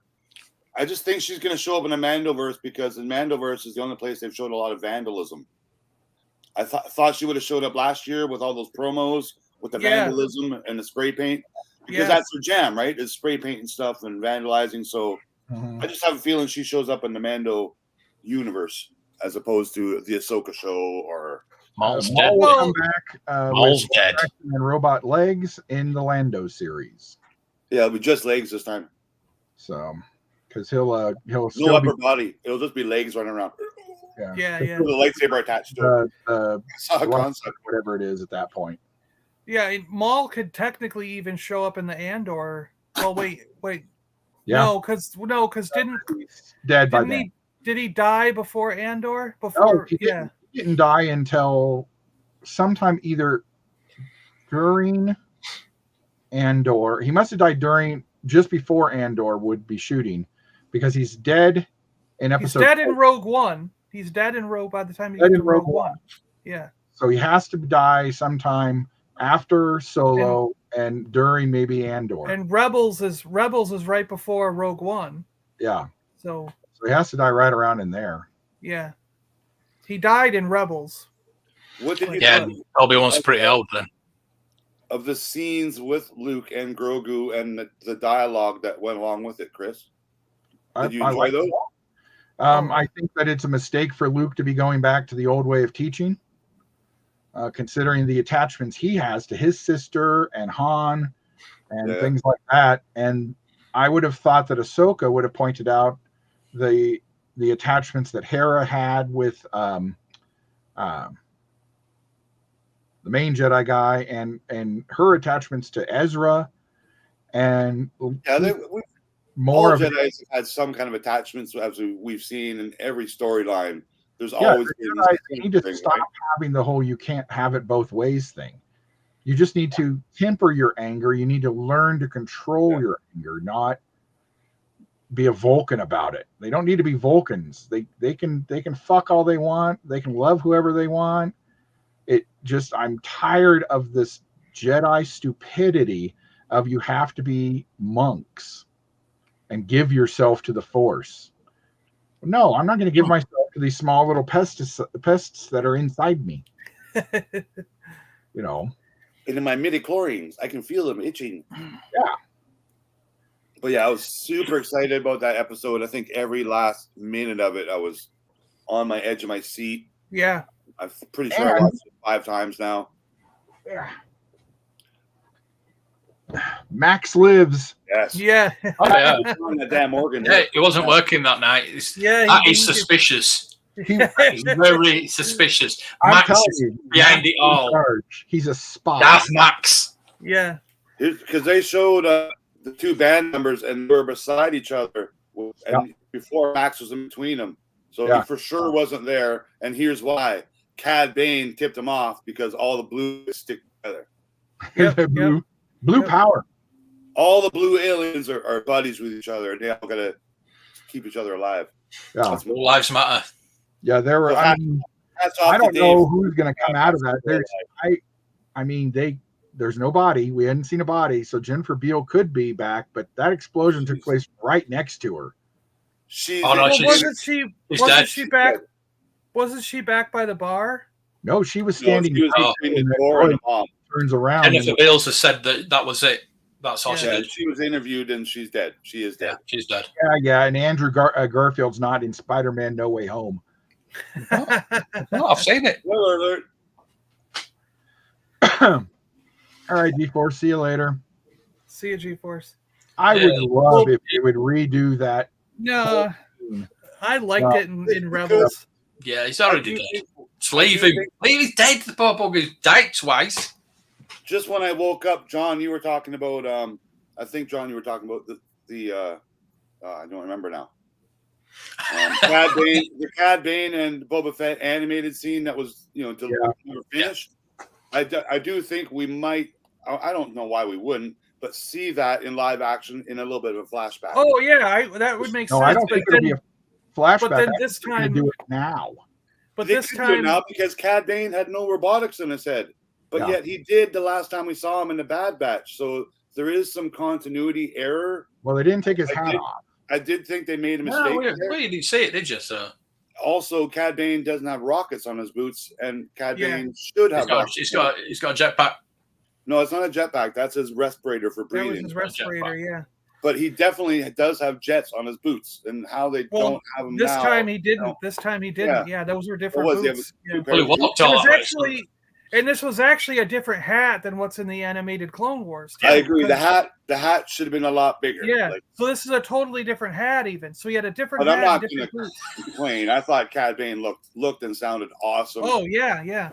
I'm so glad they got. I'm so glad they got. You couldn't have Corey Burton come back and do his voice. And that scene, I think there was 30 different cuts between when I went Cobb Vanth, Cad Bane, Deputy, Foot, Headshot, up, back, Cobb Vanth, like the old Western style. Like they went back and forth like 20 times, and I'm like, when's it gonna happen?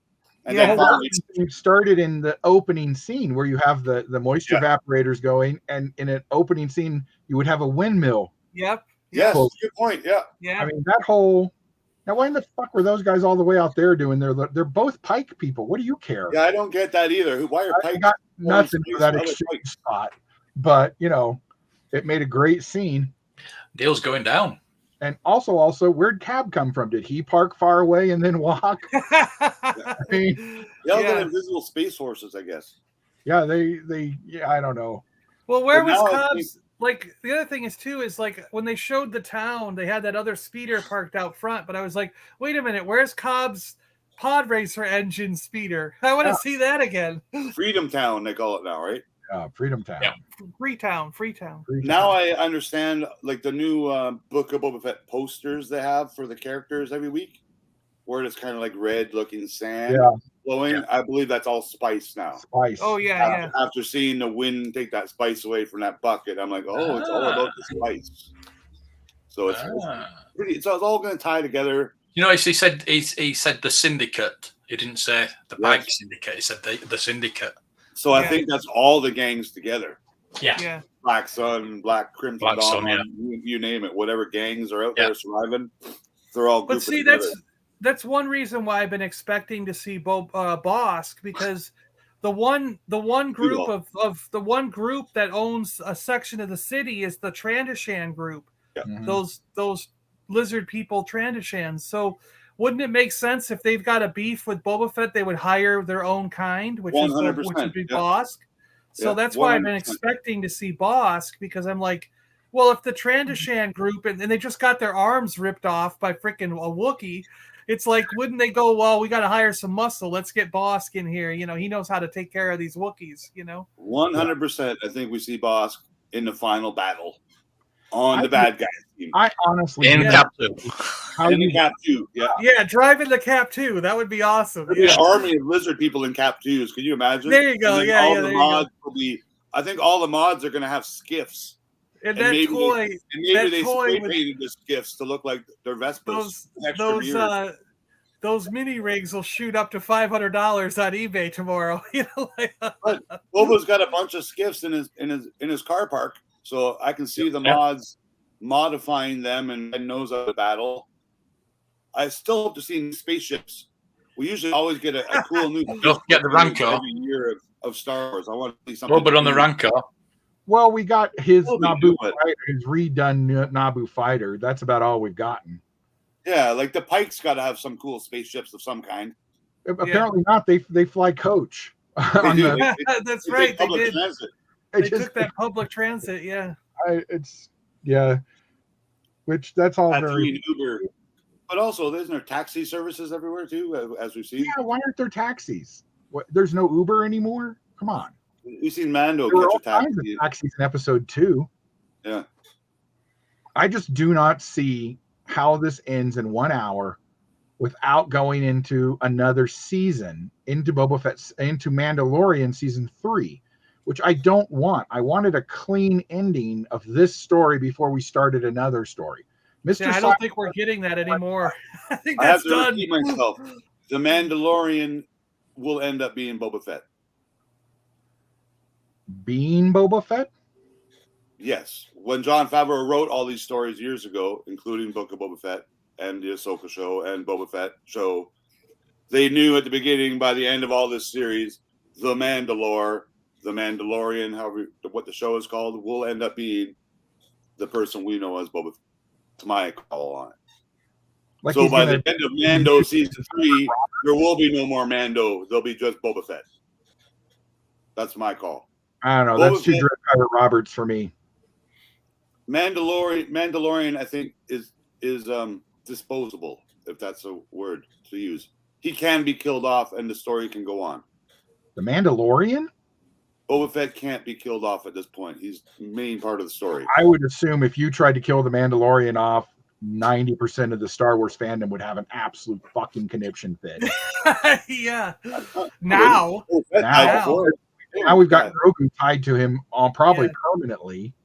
See, I have this weird feeling inside that I could imagine them sitting in story group pitching this idea to the top brass of Lucasfilm and Disney and everyone, going, we want to do this television show about Boba Fett. We want to call it The Mandalorian and have him going through and doing blah, blah, blah. And they said, no, because if it doesn't work, because a lot of these other properties, we tried it with Solo, we tried it with, these things, everything's failing.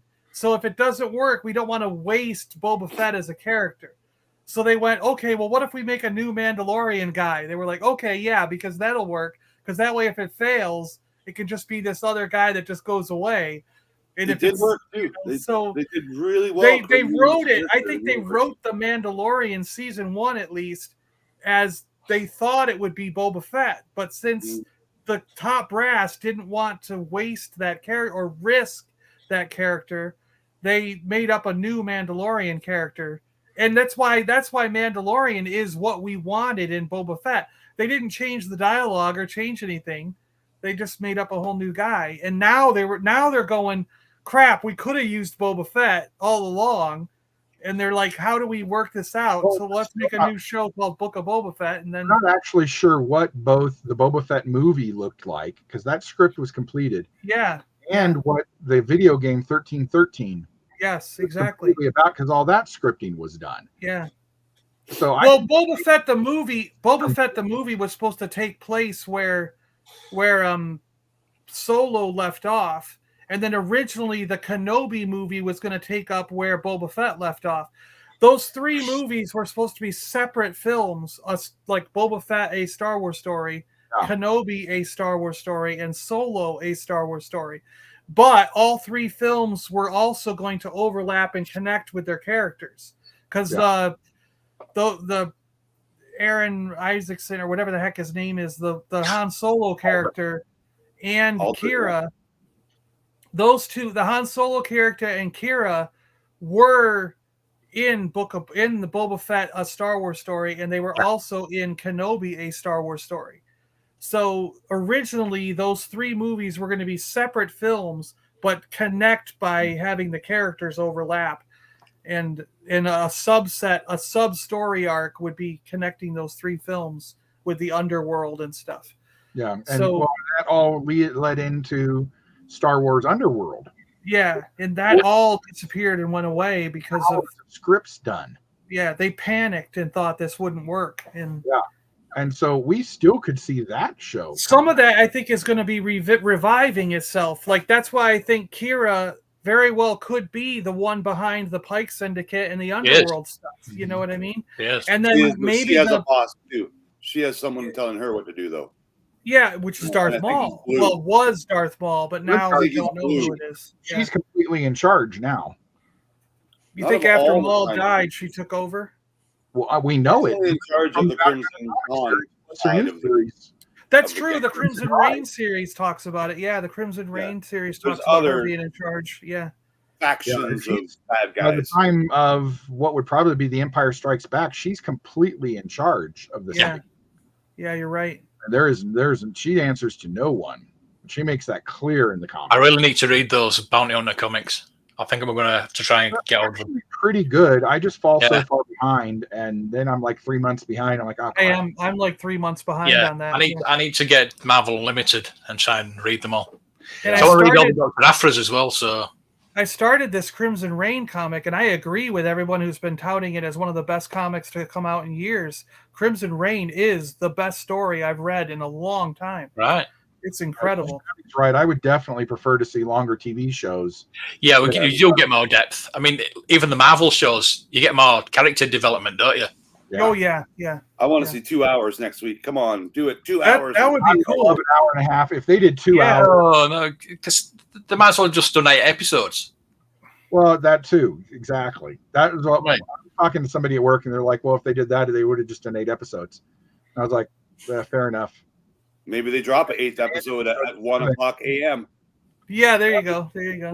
Would that be funny if it, they do 7 episodes, and then suddenly that episode kind of ends, but then there's a preview for next week's episode, and it's a secret episode 8 we've never known about. It's like a half hour long. Yeah, yeah. That would be funny. I'm just curious what kind of cliffhanger they give us at the end of Boba Fett, whether it's Boba Fett just goes to the bathroom and it all goes black. Who's going to have the Darth Vader in the final scene of Boba Fett, and whose throat is it going to be at? That's all I want to know.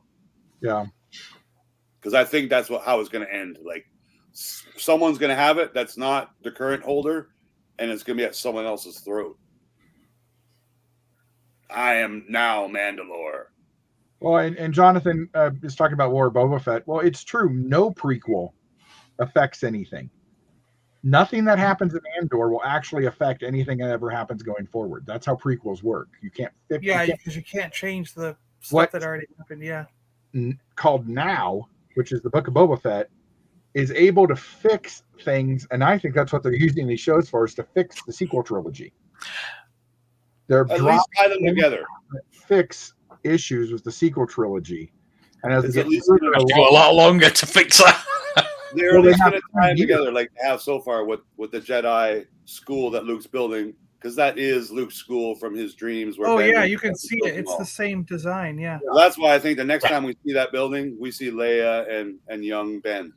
It could be in the future, but I think we do see it in live action, and we're all going to cry. Well, at this point, The Force Awakens takes place 25 years in the future. Yeah, so Ben will be a baby. Ben should be at least 2. Yeah, a child. Yeah, but he's 29. I think it was 29, wasn't it? He'd be younger than Luke. Luke, I think, at this point, is a little boy. Wasn't Rey supposed to be 19? Rey's supposed to be 19. Yeah, and Kylo's about 29, I think. Yeah, I think Rey and Ben are the same age, approximately. Who? I don't think they're brother and sister. No. But Salacious brought up a thing where he was saying there, like, he thought that all the Filoni Favreau stuff was going to be connected in a big event. It's all connected. How do you think that Andor and Kenobi would connect to this? Like, do you think Andor would something in the past is going to maybe something very small in the future? You know, as we all know already, Grogu is kind of the reason why the sequels is how they're tying the sequels together is with the little green frog guy. Somehow he's been extracted, his midichlorians or blood or whatever that those doctors took from him originally in Mandalorian we know that's being used for bad, for no good, because we saw it in Moff something Gideon's to Star do with. Cruiser. We saw them doing some kind of cloning in the Star Cruiser. So, how many more of those Star Cruisers are around with weird clones getting made somehow?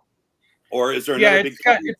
It's probably got something. It's one. probably got something to do with Snoke. Well, no, because they went to the cloning facility at the end of Bad Batch, didn't they?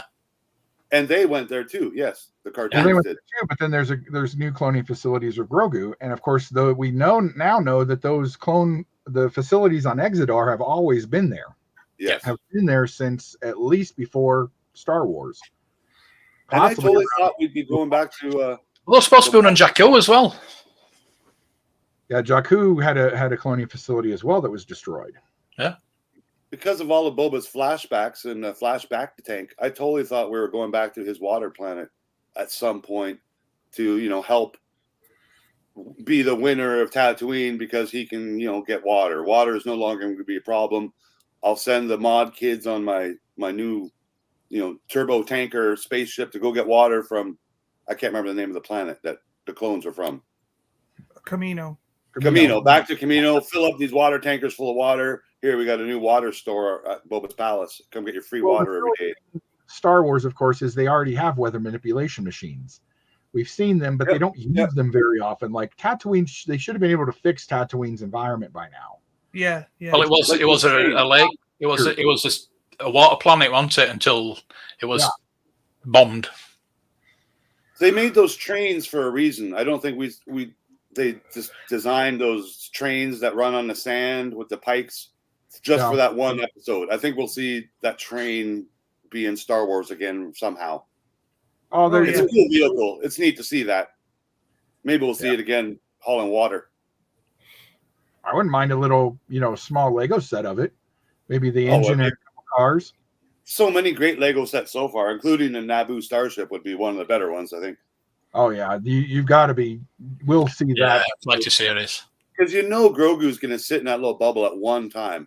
I'm scared that Mando might not ever get to see Grogu again because that made me tear up when Ahsoka told him, oh, no, he shouldn't see you. You should just leave. And I'm like, no. This is the last we're going to see of him. And I was like feeling it for Mando. I was like inside. I'm like, Mando's not going to see him again. It's going to be left open. And then I think we're going to get surprised when Yoda shows up with Grogu shows up with Yoda's lightsaber, and then something will happen. He'll get hit, and then we'll see underneath he's wearing that chainmail as well. Yeah, I'm telling you right now, that will happen. I think just building tension. It's just exactly. It's actually not going to make him go through with that. And I'm so mad at Luke for giving Grogu that decision. Like, okay, Grogu, now you have to choose. You could choose this. Don't you think at the end of that scene, though, it was about to say something? Grogu was about to say something.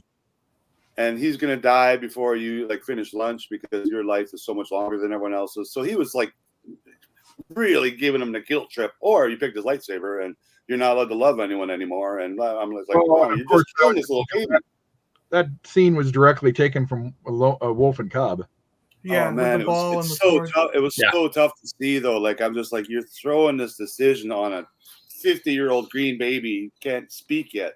Oh man, I felt so bad for him. Do you think his first words will be Mando? And he didn't get to see him, but he knew Mando was there. He kind of perked up and saw that little ship fly away, right? And we hear Yoda's music playing a couple of times throughout that episode too, right? So Force Ghost Yoda. I think we see Force Ghost Yoda the next time we see Luke, whether it's this show or the next show. I look forward to seeing Force Ghost Yoda because he'll have to help Luke. Oh, what should I do with this little green one, Master Green One? So I think he's going to get help, not from Ahsoka. And he's asking some questions. Ahsoka's not a Jedi, and as far as I know, she should give Luke no opinions at all because Luke shouldn't even know who she is at this point. How do we know? I need to know that story. If they're going to include Ahsoka in the Star Wars universe like they are, we got to know how she knows Luke. Well, we will in her series. Yeah, but do it now because now they've had dialogue together, and it seems like this might be the first dialogue they've ever had, but we know it can't be because You know, Well, Luke's a no, little- because she says to him like you're a lot like your father, which almost implies they already had the conversation about, because he would have asked two things upon meeting Ahsoka. He would have said, "How do you know my father? What was he like?" And they would have this whole conversation of her describing how Anakin was in his heyday to Luke. And then the second conversation they would have had is Luke would have been like, "Why were you hiding during the rebellion? You didn't help the rebellion out at all. What were you doing?" So I bet we see a flashback, because it has to be a flashback now, to when Ahsoka either shows up to that planet that Luke's on, because I don't know, for whatever reason, personal reason she's got. But Luke's got to say to her, like, instead of "When will I see you again?" which is what little young Anakin says to Padme in episode 1, "When will I see you again? You know, you're like an angel," kind of thing. Because that's when she left. That's word for word exactly what Luke just said to Ahsoka. "When will I see you again?" So I think that might have been the first time he met Ahsoka, but it didn't get showed to us that way. It just seems this is not the first time she met him. To us, it is. We haven't seen them meet ever before, in a book, in a comic, in a video game. We haven't seen Ben Solo be born, but we know he happened. Yeah. That's a little different. That's like comparing apples to oranges, though. Someone being born and someone meeting, the two key characters in the Star Wars universe right now meeting. But we already knew from the Destiny, Star Wars Destinies of Adventure, or whatever that series was called, that Hera and Han and Leia already know each other. Yep. And so we already know all that, and they're friends with Ahsoka, and Leia knows Ahsoka. Well, has Leia ever met Ahsoka in a comic or book or video game or cartoon? They met her in Rebels, yeah. Leia did? Okay. Because Ahsoka was Fulcrum in Rebels. Helped found the Rebel Alliance. Yeah. And she was big friends with Leia's dad. Yeah. And she must have been dead at that point, too, because she would have helped them find where Luke was, because she would know. Because Ahsoka would know, because she's... Ahsoka didn't know that Leia was a Skywalker. That's what I mean. Like, there's so much stuff between Luke and Ahsoka that I think they need to explain. And they will. Whether it's a comic or a cartoon or an animated short on YouTube, they somehow have to show them meet each other. Well, not training, because... No, what I think is going to happen in the Ahsoka show. That's what I'm saying. The Ahsoka show is going to be about Luke and Ahsoka, not about Ahsoka going to Thrawn. At least the first season. At least the first season. They've already cast all these people. You can't just say, okay, and we're just going to save all that for season 2. That may or may not ever happen. Because Thrawn connects all these shows together in the end. Yeah. It took longer for them to make that 15 minutes of Luke than it did the first 7 episodes. Let's put it that way. That was their budget for this year, was the computer animation of Luke and Mark Hamill, because they nailed it.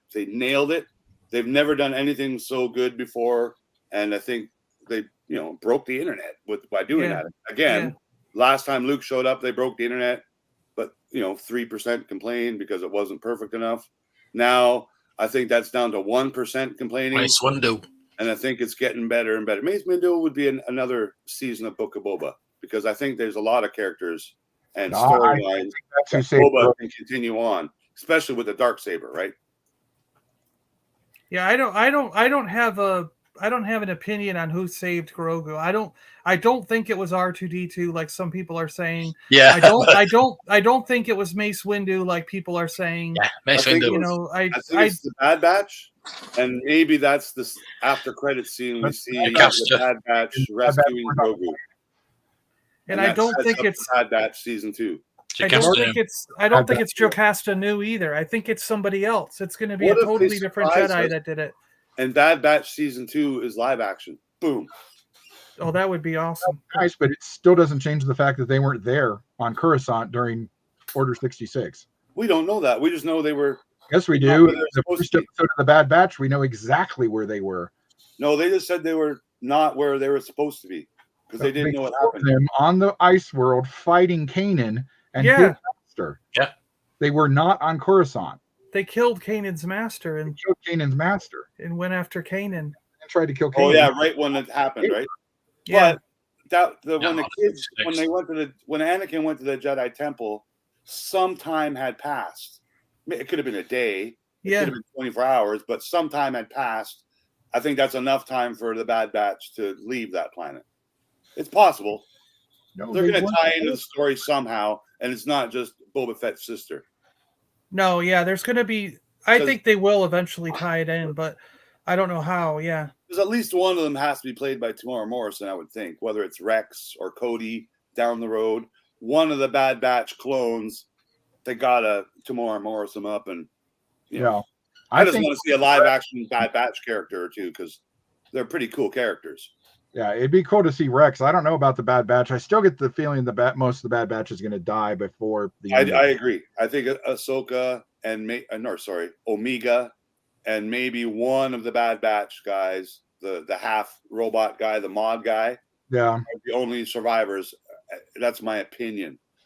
Only because in one of those post-credit art scenes from Book of Boba Fett, where they showed the mod parlor, they had the concept art where they show the credit scenes. Mm-hmm. When they showed that mod parlor concept art, the guy doing the tattoo had a robot arm like he did, but he also had white hair and a beard, kind of like we think Rex and Wolf and those clones do in the future.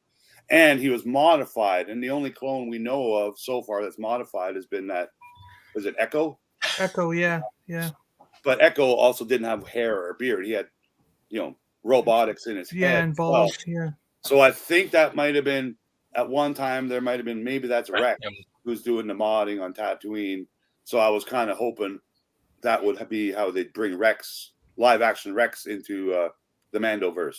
It still could happen. I think Rex is one of those characters that the fans love, and we honestly all think he's still alive because of, I think we won't. I don't think we'll see Rex here. We're going to see Rex in the Ahsoka series. That could be too. That's her partner, right? Rex and Hera, and Ezra and Thrawn will be your main group of people that you're going to see in that. And there's still Sabine. Oh, and Sabine. I forgot about Sabine. And Chopper. And Chopper. Live action Chopper. Dead, right? Kanan is the only one that's dead. Well, Hera and her son didn't during the end of. See, I'm just going by the end of Rebels. When Rebels ended, they told us where everybody went. Yeah. And Hera and her son and Rex went to fight in the rebellion and were in the battle of Return of the Jedi. You know what I mean? Yeah. But Sabine didn't go to that battle. Sabine didn't participate in that, and neither did Ahsoka. Sabine and Ahsoka, it's said at the end, after Return of the Jedi, somewhere Sabine and Ahsoka went after Thrawn and Ezra. They said it at the end of that show. And then after they find Thrawn and Ezra, Sabine is back helping her people or doing something. So, well, her people are Mandalorians, aren't they? Yeah, the Mandalorians, yes. So it's like, I don't think we see Hera and her son in the Ahsoka series either. I think it's just going to be Sabine. Because Hera and her son were busy with rebuilding the New Republic. They were with Leia and them doing stuff. That's why I was shocked we didn't see Hera in any of the sequels. Like, I thought she would have been in the background or something, at least walking by in the background. I think Hera's son will be a student of Luke's at the academy. He could be, because he could have Jedi instincts because of his father. Yeah, we know for a fact he's got Jedi instincts. I think that's not canon, but I think that would also be kind of sad, because then we would know he's already dead. Yeah, much like and had a sister she had too. That would be very sad. We don't know anything about the Jedi in the sequel trilogy. Well, they all died. Everyone Luke was training is dead. No, we only know a group of them that died. He said they all died except for a handful that went with Ben when he left. But we already know that's not true. They've already retconned that. They haven't retconned anything from the changed it to say that the Knights of Ren weren't even. No, they weren't. We all originally thought they were the handful that he took with him, but then and they're not. But they're not. Yeah, they actually were around before. Yeah. So I think we see the Knights of Ren again as well in live action. I think we see a little more of them somehow. Oh yeah, me too. because they're also in the Crimson Reign comic, and everyone is going nuts about finding the origins of the Knights of Ren in this comic. So because we've wanted it since 2005 when they showed up in a little scene. We're like, those guys are going to kick ass. That's why I'm saying people aren't. They were that's what I'm saying on the screen. That's for sure. I wanted to see more of that too. That's also why I'm saying no. That's also why I'm saying deep down, people aren't like so averse to sequel stuff as they talk about, because the same people that were like, I don't want anything sequel related, are screaming about this Crimson Reign comic as the best thing ever written, and it totally relates to the sequels, so it's like there is room even in the haters' mind of developing some stories that are related to the sequels in some way, especially when it comes to these Knights of Ren. Because as far as training, there would have been more, because like we were saying, there's about 25 years between what we just saw and episode 7. And it's only been 7-ish years since Kylo left Luke and the destruction of the temple. So there still would have been 13, 14 years. Now, maybe everybody was there, but, I don't know. It's hard. Luke says he's the last Jedi or whatever, but we know that there was Rey, who wasn't at his school. Yeah. So there's literally billions of Jedi wandering around the galaxy who just aren't trained properly. Oh, of course. Yeah. Yeah. Well, and like a lot of people suspect that Poe Dameron was force sensitive, which is why he's such a good pilot. I mean, he shoots down. He shoots in Force Awakens. He shoots down 15 TIE fighters in one loop and run over that. He grew up with that force tree. That's what that is. Yeah, over Poe look like one of the best pilots we've seen in Star Wars so far. You're right, and I'll give him that. He had some great scenes where he blew up a bunch of people with the ship. And that's the same reason I give Han Solo. Is that everybody has metachlorians. It just depends on your level and then how you're trained using them. Grogu stopped his training 18 years ago. The kid with the broom. Don't forget that Force kid with the broom. Saved all the Star Wars at some point. Yeah, broom kid. We see him come back.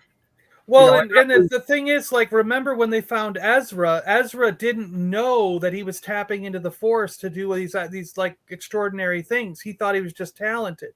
Yeah. So that's what I mean with Poe. Poe just thinks he's a talented pilot. He has no idea that when he's piloting that ship, he's actually tapping into the Force to help him. It's not just raw talent. Some of these people out there in the universe, in Star Wars universe, are tapping into the Force without even knowing that they're doing it, Well, and look, that's why Anakin is the only human ever able to do pod racing.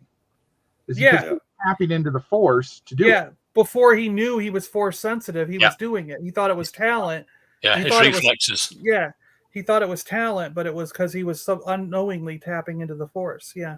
I think we also see a new Filoni cartoon that might have to do with these Mandoverse characters. Oh, yeah, that could be too. Another excuse to make a cool cartoon because they're so good at it now. The Bad Batch cartoon, that last season of, was it Clone Wars or Rebels, that very last season they made, was the best cartoons they've done so far. But I'm also a big fan of the Galaxy of Adventures they had on YouTube, the little shorts. Because those were good. Those have added new things to canon. If you haven't watched them all, go watch them all. It's like 20 minutes of your life to watch 20 of these cartoons. Yeah, they're really cool. A little bit of Luke training and some dialogue that we didn't hear before, where Chewie got captured by a Wampa in a Wampa cave on Hoth, like little things like that. They don't really add much, but it's cool to see. And with the new animation styles that, hey, Chris. The only person I know who's watching on Twitch. Hi. Yeah. That's Spider-Verse.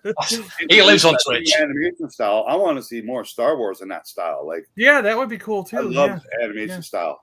Yeah, I hope that they do a second season of that, but they haven't announced it, which is weird. Because it would have already have to be in production to come out next year or something. The Bad Batch? No. But think about like when they announced all those shows, they left Book of Boba Fett off the list. And then surprise, at the end of Mandalorian season 2, guess what's coming out? and it came out really fast afterwards. So they were already in production and writing it before they announced it. So I mean, there's always something they could be secretly working on that's already written and in production that they just haven't told us yet because they want it to be a surprise, you know. Yeah, I really enjoyed that Vision show. There were a couple episodes I didn't like, but overall I liked it. Yeah, me too. Yeah, trying something different out there. Yeah, it's their version of a What If. That. You know. Yeah, because the What If was pretty badass itself. Yeah. Well, we've got the droid tales coming up. Yeah, I'm curious about that one a lot. Yeah, I really want to know what the droid tales thing is. I do. What are your predictions, though, of how the show's going to end? Do you think they're going to end it? Boba dies, blah, blah, blah? Or is there more Boba story to come? There's more Boba to come. I think Boba's going to be around for 20 years. I've got absolutely nothing. I mean, I really thought that I didn't see the Tuskens dying, although we're not absolutely sure all of them died. No, for sure not. So they still show up as a last minute. The Tusken warrior lives. Well, because what we need is and she'll show up. Wars' version of the cavalry riding in to save people. Yeah. And here's what I was saying last night. I was talking with Dave's Dimension. We're talking Peacemaker, but we got in the Boba show. The Mandalorian has his connection with the Jawas, as we've seen. He's met up with them a couple times. He gave him the suka, the egg, killed the dragon, and now Boba Fett has his relationship with the Sand People, the Tusken Raiders. So come to that big battle at the end of Boba Fett, where he's battling the Spice Syndicate. Mando, I think, will get help. Well, the team of Boba Fett will get help from a group of Tuskens led by the warrior, the Tusken warrior. And I think we get a bunch of help from Jawas because Mando, he's got a connection. Well, and don't forget that Mando new starship. They know who he is. They love him. And so don't forget that they're going to have big sand crawlers with cannons on the top, and he got blasted. But don't forget that Mando is also connected to the Tusken Raiders. Mando, of course, he spoke with them. So that's what I mean. We will see an army of Tuskens, and I think we will see an army of Jawas battling a bunch of Mandosians and spice fish guys, whatever they're called, the pikes. So I think it's going to end up being like a not Lord of the Rings epic battle with thousands versus thousands, but maybe tens and tens versus tens and tens. And I think it'd be pretty cool to see a bunch of Jawas and stand people with sticks fighting. And that is true. I'd forgotten about with the dark saber, on top of a Rancor with a dark saber. Come on, man. There you go. I swear that's the closing credit scene is Boba like on top of the Rancor with his dark saber. Yeah, because we still have that scene coming, which we know happens. Yeah. I think for sure we see him ride the Rancor this episode. Oh, yeah. And I hope it's in the battle. Ron, I feel that you missed an opportunity to say Salacious has come all over Twitch. Again. That's an opportunity there. Nothing new there. Nothing new. Oh my God. God. I mean, there's simply so much to do in an hour. Yeah. And but I want to go back to Grogu because I think these two episodes were in here because they didn't want to take up the time in season 3 to explain how Grogu is back with the Mandalorian. They wanted to bridge it here in this series. I don't want to fully back to Mandalorian. But that's why the lay person watches the show. Like my mom. Yes. She watches Mandalorian because of the Mandalorian Grogu connection. And your mom's not lame. Come on. If season 3 does not have Grogu in it, she's going to get less and less interested as the thing goes on. So this is their way of. He needs to learn how to. This is their way of explaining how. Yeah, but he was going to talk at the end of that episode. I don't think so. No, he wasn't. He was. His mouth was opening. Oh, it opens like that every single scene that we see him. He's going to go frog. I thought he was. It opens like that every scene. Every scene we've seen Grogu in, he opens his mouth. It's not like he ever sits there with his mouth closed. He's going to say something. No, because I want to hear him speaking riddle like Yoda did. Ando. Chris, if this happens, I would be very disappointed in the show. If all it does is we've spent now 2 seasons of The Mandalorian and a season of the Book of Boba Fett without having to deal with Jedi for the most part. And if Luke just comes in and solves all their problems for them at the end of this episode, I will I would not like that. I don't think Luke. Han Solo is bringing Grogu back in the Falcon, and Kira's going to be on the other side. So I don't think saying I'll move forward after that. for Kira. Han and Kira meeting again. Hey! Yeah, that could be. I still think the final scene is Han Solo showing up. Hey, remember me? And then boom, it ends right there. And then maybe the new show they do is a young Han Solo, not young Han Solo, but has a little more to do with the characters that we see in the sequels, Han and Leia and Luke. Not. Like it would totally No surprise such thing everyone. as fan service. Give me more. Yeah, exactly. More fan service, the better. More. What are people calling it now? Instead of fan service, they're calling it not jiggly bits, but Member berries. Member berries. Yeah, member berries. I saw a Junkman talking about. Junkman don't even know what member berries are. It was really funny that video. That was a great No, episode. but it's, You don't understand member berries. hats off to Junkman for calling out all these fandom menace guys who still go on with their spewing their hate and I didn't like the color of his shoelace and rah rah rah. I can pick out this and that. Last week was or the week before was zippers. There are no zippers in Star Wars. Yeah, give your head a shake. People that think that, give your head a shake. Go watch Star Wars again. Watch Almost Empire every Strikes character has a Back. Yeah. zipper. Yeah, Did watch you see Empire them zoom Strikes in on Back. Cad Bane's Levi 501s he was wearing?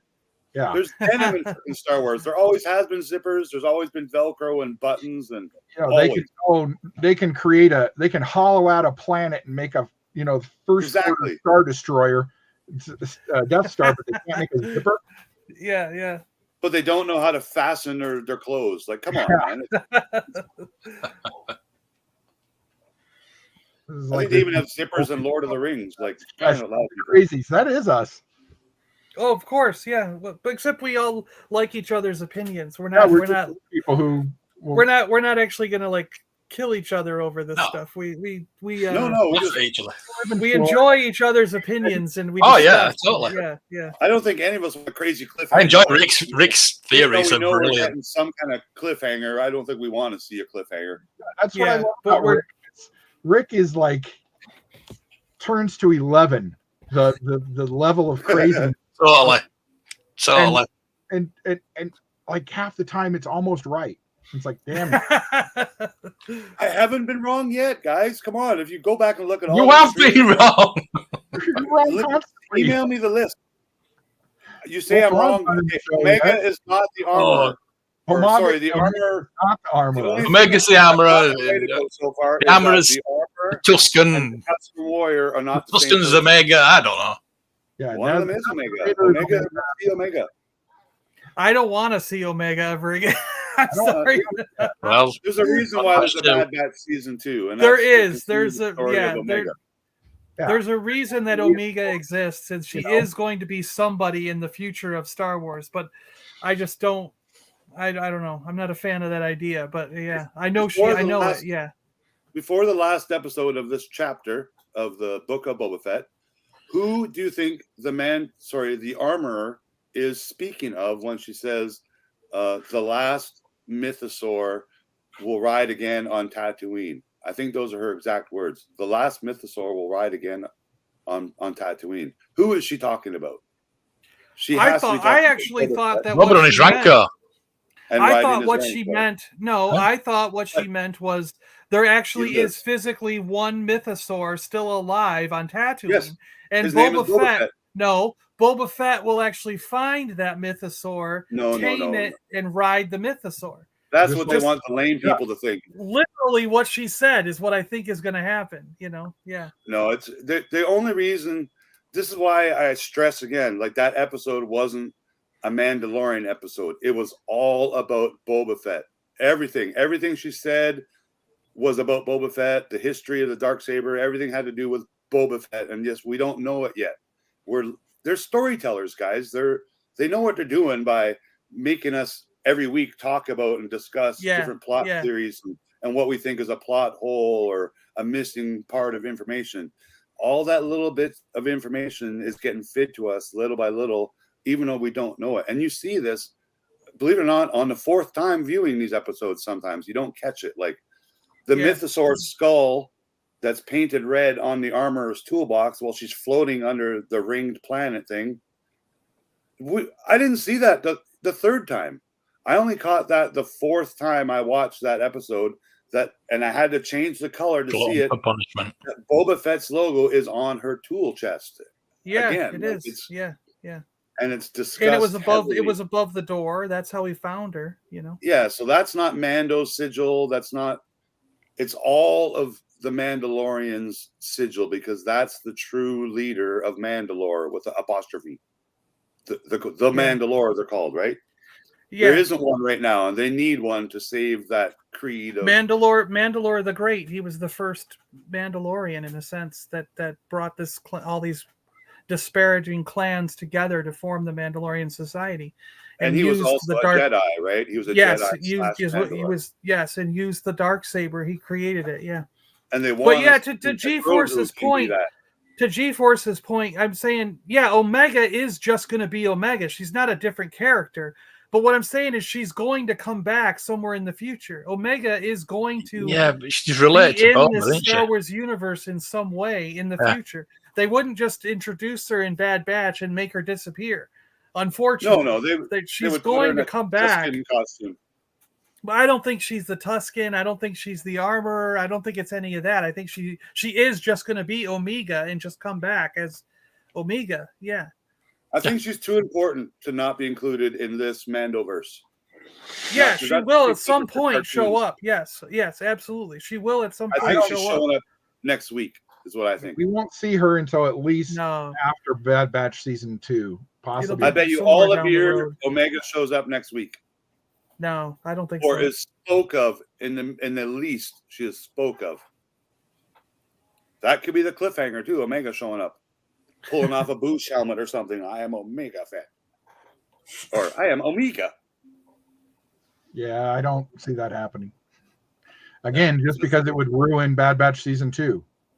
You can't ruin a cartoon, man. It's a cartoon. You can change the cartoon.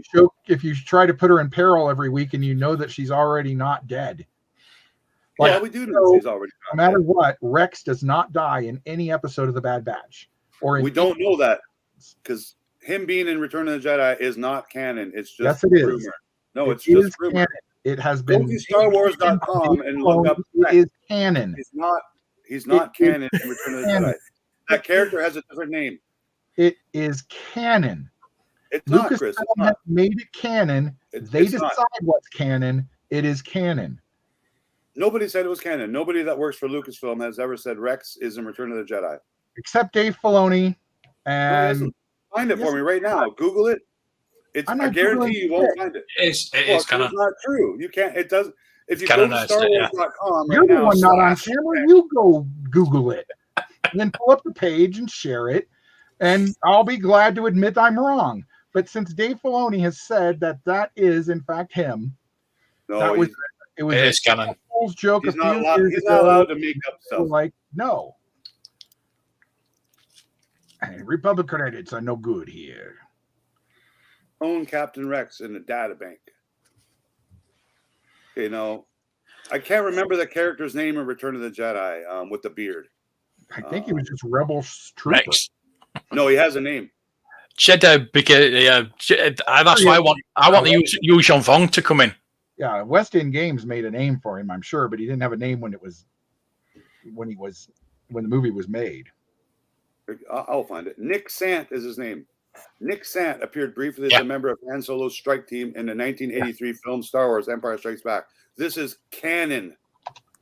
From what source? But it also does say right. It also says right here on that same website. It says StarWars.com. It says right here, June 19th, episode of Star Wars Galaxy of Adventures. Rex appears in a Battle of Endor scene. In the same pose and location as Sant appeared in Return of the Jedi. I agree. Retroactively making Sant into Rex, and that they are now considered the same character. It's true. That could be explained, but I mean, it's not confirmed yet. No, it's right here on StarWars.com. It's like StarWars.com. It happened in an episode of Star Wars Galaxy of Adventures. I'm on it. I'm on it right now, and I don't see that. Yeah, Chris has put a link. Chris has put a link there. I'm on the Rex page. Rex appeared in a Battle of Endor scene in Star Wars Galaxy of Adventures in June 2019. The same pose and location as Sant appeared when in Return of the Jedi What is movie. the website you're getting that from? StarWars.com. Right here. I'm right on it right now. Right there. Are you sure it's not Wikipedia? No, I'm absolutely sure. Because Wikipedia is not canon. It was in a little book, in a little golden book for Return of the Jedi now. Cool. We'll find out. Because I think Dave Filoni is going to introduce those characters in this series for sure. It's saying we could watch it. It's in it's real. It's in the Star Wars. Sean. Yeah. It says it happened in. It says it happened in Star Wars Galaxy of Adventures, so you can actually watch it as Rex in Return of the Jedi. Totally. I wonder why they don't say that on Rex's data bank. It's on the. If you look up Star Wars Galaxy of Adventures on StarWars.com. No, that's a long time ago in a galaxy far, far away. Here, Chris, I sent a link in the private chat.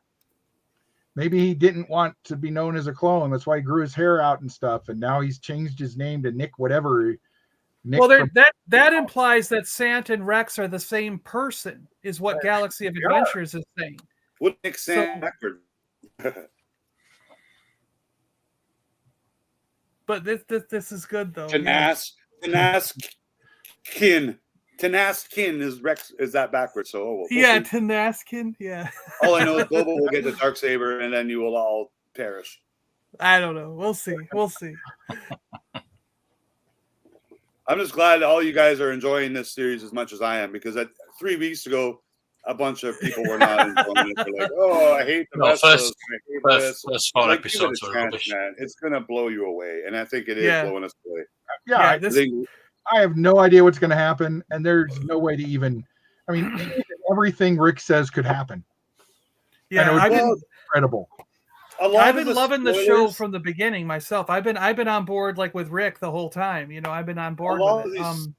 Spoilers have kind of been rumored over the past year and a bit, whether it was the Naboo starship or because I think that was one spoiler that I did hear about the Naboo starship because people actually took photos of it on the set. And then the other more recent rumor is that, Harrison Ford, this and that. But believe it or not, all of these come true. Like there hasn't been one of these spoiler theories on the internet that's been false so far. Like the other one is Boba riding a Rancor. We haven't seen it yet, but we're pretty confident it will happen because he talks about, I want to ride this. I wouldn't say that because most of what Mike Zero talks about has proven to be false. I don't know what Mike Zero talks about because I blocked him. I know. But the other theories that pop out just randomly from people like me tend to come true. Yeah. I hope we see a character like Gecko show up. So my friend Dominic Pace gets another piece of the action. That's be good, And he's also a bounty hunter and could help Boba, or he could help the bad guys. But I want to see more Kenner action figures, please. Thank you, John.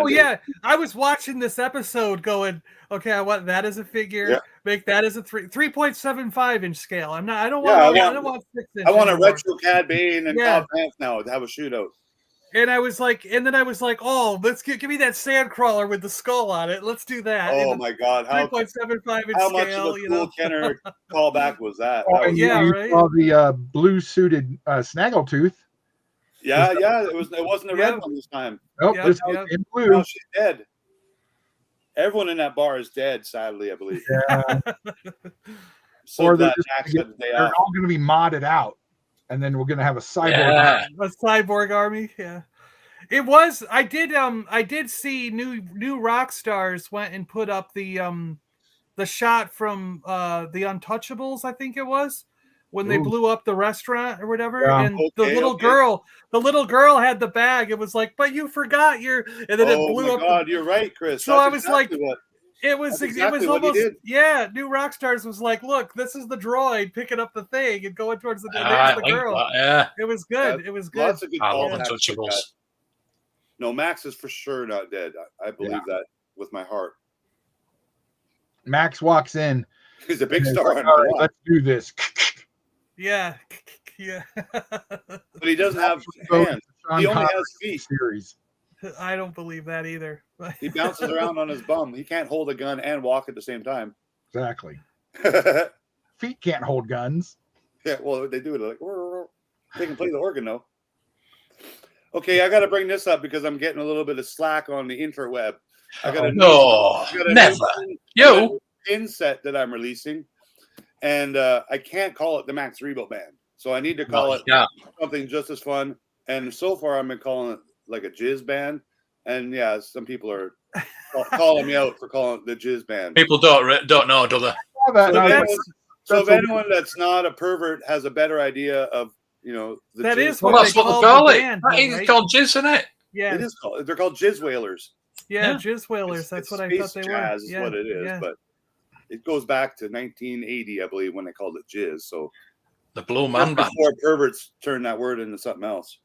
I don't think you can call it the Blue Man Band either, right? Because that's already taken. The group would come after you, I'm sure. Yeah. Well, in Vancouver, we have a group of Vancouver Canucks fans in the NHL who wear like blue spandex suits head to toe, and they're called like, well, the Blue Man Crew is what's in Vegas. They do the stomp dance, but in Vancouver, we have those guys. They wear green, and they're called like the Green Man Crew or something. So,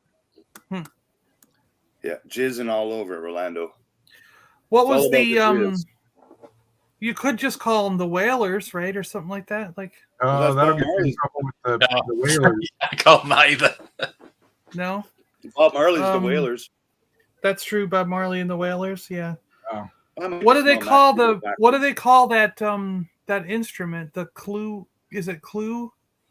Yep, the clue something horn. like that. Clue horn? Could you just do like the clue band or something? I could, but it's all about the organ. It's all about the jizz organ.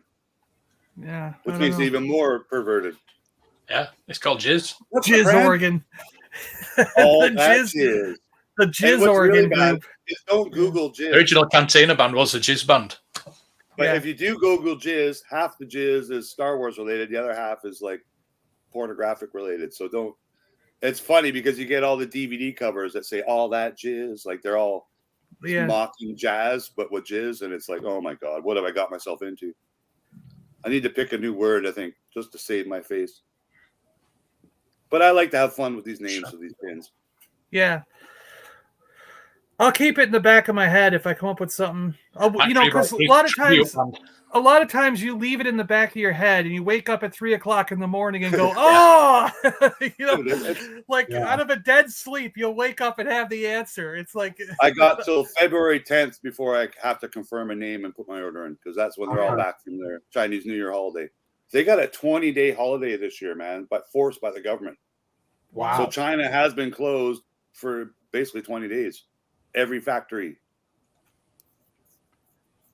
Hardcore jizz. Of course, it has to do with the pandemic too. So word jizz is what we're getting rid of here, guys. Hardcore jizz. So no predictions, eh, Chris? I got nothing. I honestly don't because I'm not. There's only 7 of them now. So what the hell are they supposed to do? Who's disposable? Could they kill Fennec? Could they kill all of the mods? Wow, I don't. Camo? Well, the mods, I think are up for grabs because we don't know them well enough. You know, the girl lives. The rest of the mods die because nobody cares about any of them. Yeah, that's my call out too. I think she'll live in her fancy new skiff. The other ones will get. I love the scooter, please. Yeah, I definitely think we'll see them flying skiffs though. The mods and the Freelanders are just marked as red shirts. Yeah. Yep. Yeah. But how big of a crew is your Freelanders going to be?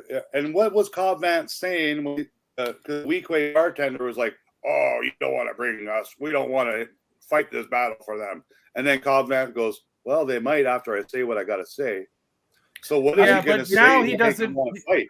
I don't think he needs to say anything now. That being not shot now because now he's minutes from dead. Being shot, I think it galvanized the town. They're all going to be like, all right, we got to stop them because now we see what can happen if we leave these guys here. So now they see the consequences of that action. So they're going to. I actually he's a good character. I like him in this universe. And it has the exact same reaction as High Noon, and no one goes with him. Well, that could be too. Yeah. but it just depends on how much the city likes him. Yeah. So I'm I'm sure not you sure it can go either way. He seems like an admirable character for them as well. Like they seem to care for him. Yeah. And he is a really good character. I like his character. He's very Western, and it's Cad Bane this series so well because he's that one Western character that already exists in Star Wars universe. And finally, we get to see him in a Western actual environment, which I think is the cat's ass. I loved his debut in live action. Congrats to Dave for bringing that cool character to the Mandoverse. There's so many more he can bring too, right? Chris has got it. Fennec falls in love with the Jawa. The end. Yeah. Yeah. So I don't know, but we're gonna. I'll be up, watch it, and then I'll join you guys to talk. Yeah, I mean, I might have to stay. I might have to set an alarm and wake myself up at 3 a.m. to watch this. So there's no way. Honestly, as a Star Wars fan, I don't know how anyone cannot stay up to watch this. I understand it's different times of day, but if it was 5 a.m. for me, I'd be up. Like I'd rather have it be 5 a.m. because that's when I get up before going to work. 3 a.m. is the problem because 8 o'clock for me, so it's not so bad. I don't get any sleep before going to work. It's weird that it should be midnight everywhere in the world, but I understand why they do it. It's to stop leaks and whatnot. But it's a pretty neat thing we've never had to deal with before in our lives. Usually, like the sitcom we're attached to, it's Thursday night at 7 o'clock after Cheers and Night Court. Like it's always the same time for everyone in the world. Yeah, 7 o'clock. It's not on at 4 a.m. in New York, and people got to stay up to watch Cosby Show. The whole series is dumped on Netflix to watch. Yes, I'm so happy it's not that kind of a series too. I prefer something else. Episodes. See, what happens with me is I always wake up around 5 a.m. to go to work because I try to get to work by 6:30, and then I'm done with it by like 10 or 11 o'clock. You know what I mean? Because I can set my own schedule, but I can't really work much earlier than starting at 6 a.m. They don't want me to. Lego doesn't want me to, So they try to want us between 6 a.m. and 7 p.m. They don't want us working later than 7 or earlier than 6 a.m. But I can, anywhere in that time, I can do it. So what for me is like, if I wake up at 3 a.m. and I watch the show, I'm done at 4 a.m. Do I go back to sleep for 1 hour and get up again at 5?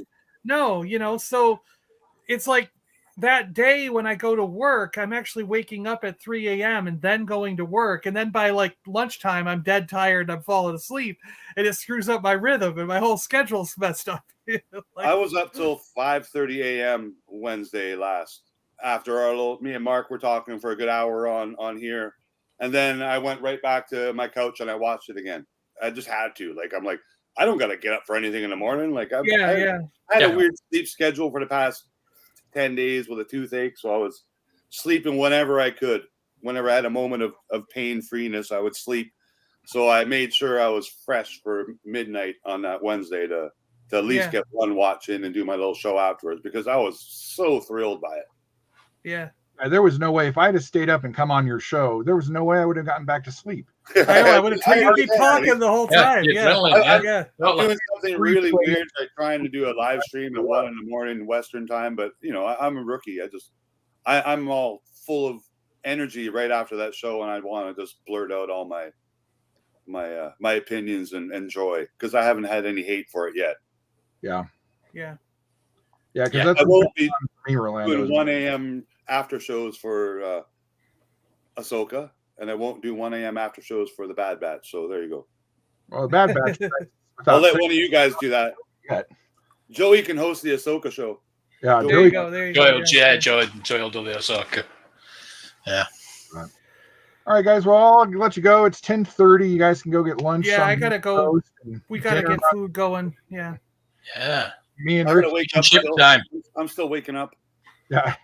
So thanks everybody for coming. Everybody who popped in on Twitch. I'm going to start doing these both on Twitch and YouTube. I may. This is the way. Game stuff and things on Twitch as soon as I figure out how all that works. Yeah. But for everybody, we had, I think high was 24, which is really good for me, especially for middle of the Friday. Well, I'm switching the retro. I'm going to switch the retro gaming on my Nintendo to Twitch because Twitch won't copyright strike me like YouTube does. Yeah, that's the point. Yeah, I've been trying to put my gaming over onto Twitch. Yeah, so the gaming's going to move over to Twitch, especially because next time we play Star Wars, we could test it out with your stuff on Twitch and see if it works well or what. Yeah. With the gaming on YouTube, like what I've learned with YouTube and the music, like if you select certain music, not all music, certain music that has copyrights attached to it, if you acknowledge them in your description, that is usually saves you from a copyright notice. Oh, they flagged me while it was still live. They flagged me while we were playing the game before I got 7 for my gaming stream the other night. 7 copyrights. And they flagged me because I've only got one copyright notice, and it was from a live stream, and they didn't tell me until 3 days later.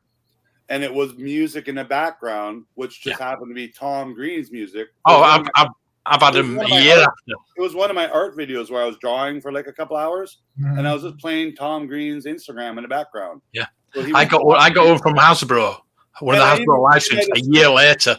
In my description, I'm like, oh, and the music in the background is me listening to one of my favorite people, Tom Green, creating music. Like he doesn't know his music isn't like officially like released on record labels. It's just, but I got a copyright notice and I sent him an email. I'm like, dude, I got a copyright notice that I was using Tom Green's music, and all I was doing the whole time was talking about how cool Tom Green was. Yeah, I know. Yeah. It was all automated. Oh yeah, it is. It's automated. Yeah. That Tom Green was sweet. That's what it's for. Well, I love John Williams, but he just copyrighted me 7 times. It is automated on YouTube. That's why you get the strike. They're I'm trying to be careful with that stuff. We'll see where everybody's doing streams and stuff, but we know that next Wednesday morning we will be over on Left Coast Graphics. Watch for the thing. Everybody will be over there. And Rick is on Monday on Salacious Rum's Rick's Hangouts. on Monday. I am. I might get my variant version to do that show for me. That's going to be cool. I wear a helmet the whole time. Well, John couldn't be bothered to show up. He just sent a clone. I sent a clone. Yeah. Easy. That's what it is. Linebacker John will show up. Yeah. Right. Thanks for the invite, Chris. Oh, thanks, Rick, Mark, John. Thanks for coming in. We won't. All of us will be coming back on Rick's show going. Yeah. What? Will just be all silence until we can figure out what the fuck happened. Because we're going to be like, I can't believe they did this character, and then they did this character, and then they did this character, and then can you believe this guy? There'll be jizz all over the stream. Somehow say like, oh, they wouldn't show 4 or 5 characters in one episode. No, that happened only in this episode. It's gonna happen again. I mean, they're gonna double down on this one. Yeah. What if the Calvary moment? And I know I'm stretching this out longer, so I'll make it short. What if the Calvary moment is Bosk, IG-88, Zuckus, and Forloom coming in mini rigs, the mini rigs, coming through like kind of like the Magnificent Seven. Yeah. That I just don't think Bosk will be an ally, though. I definitely 110% believe Bosk is on Cad that guy's side. Yeah, he's on Cad Bane's team. Yeah.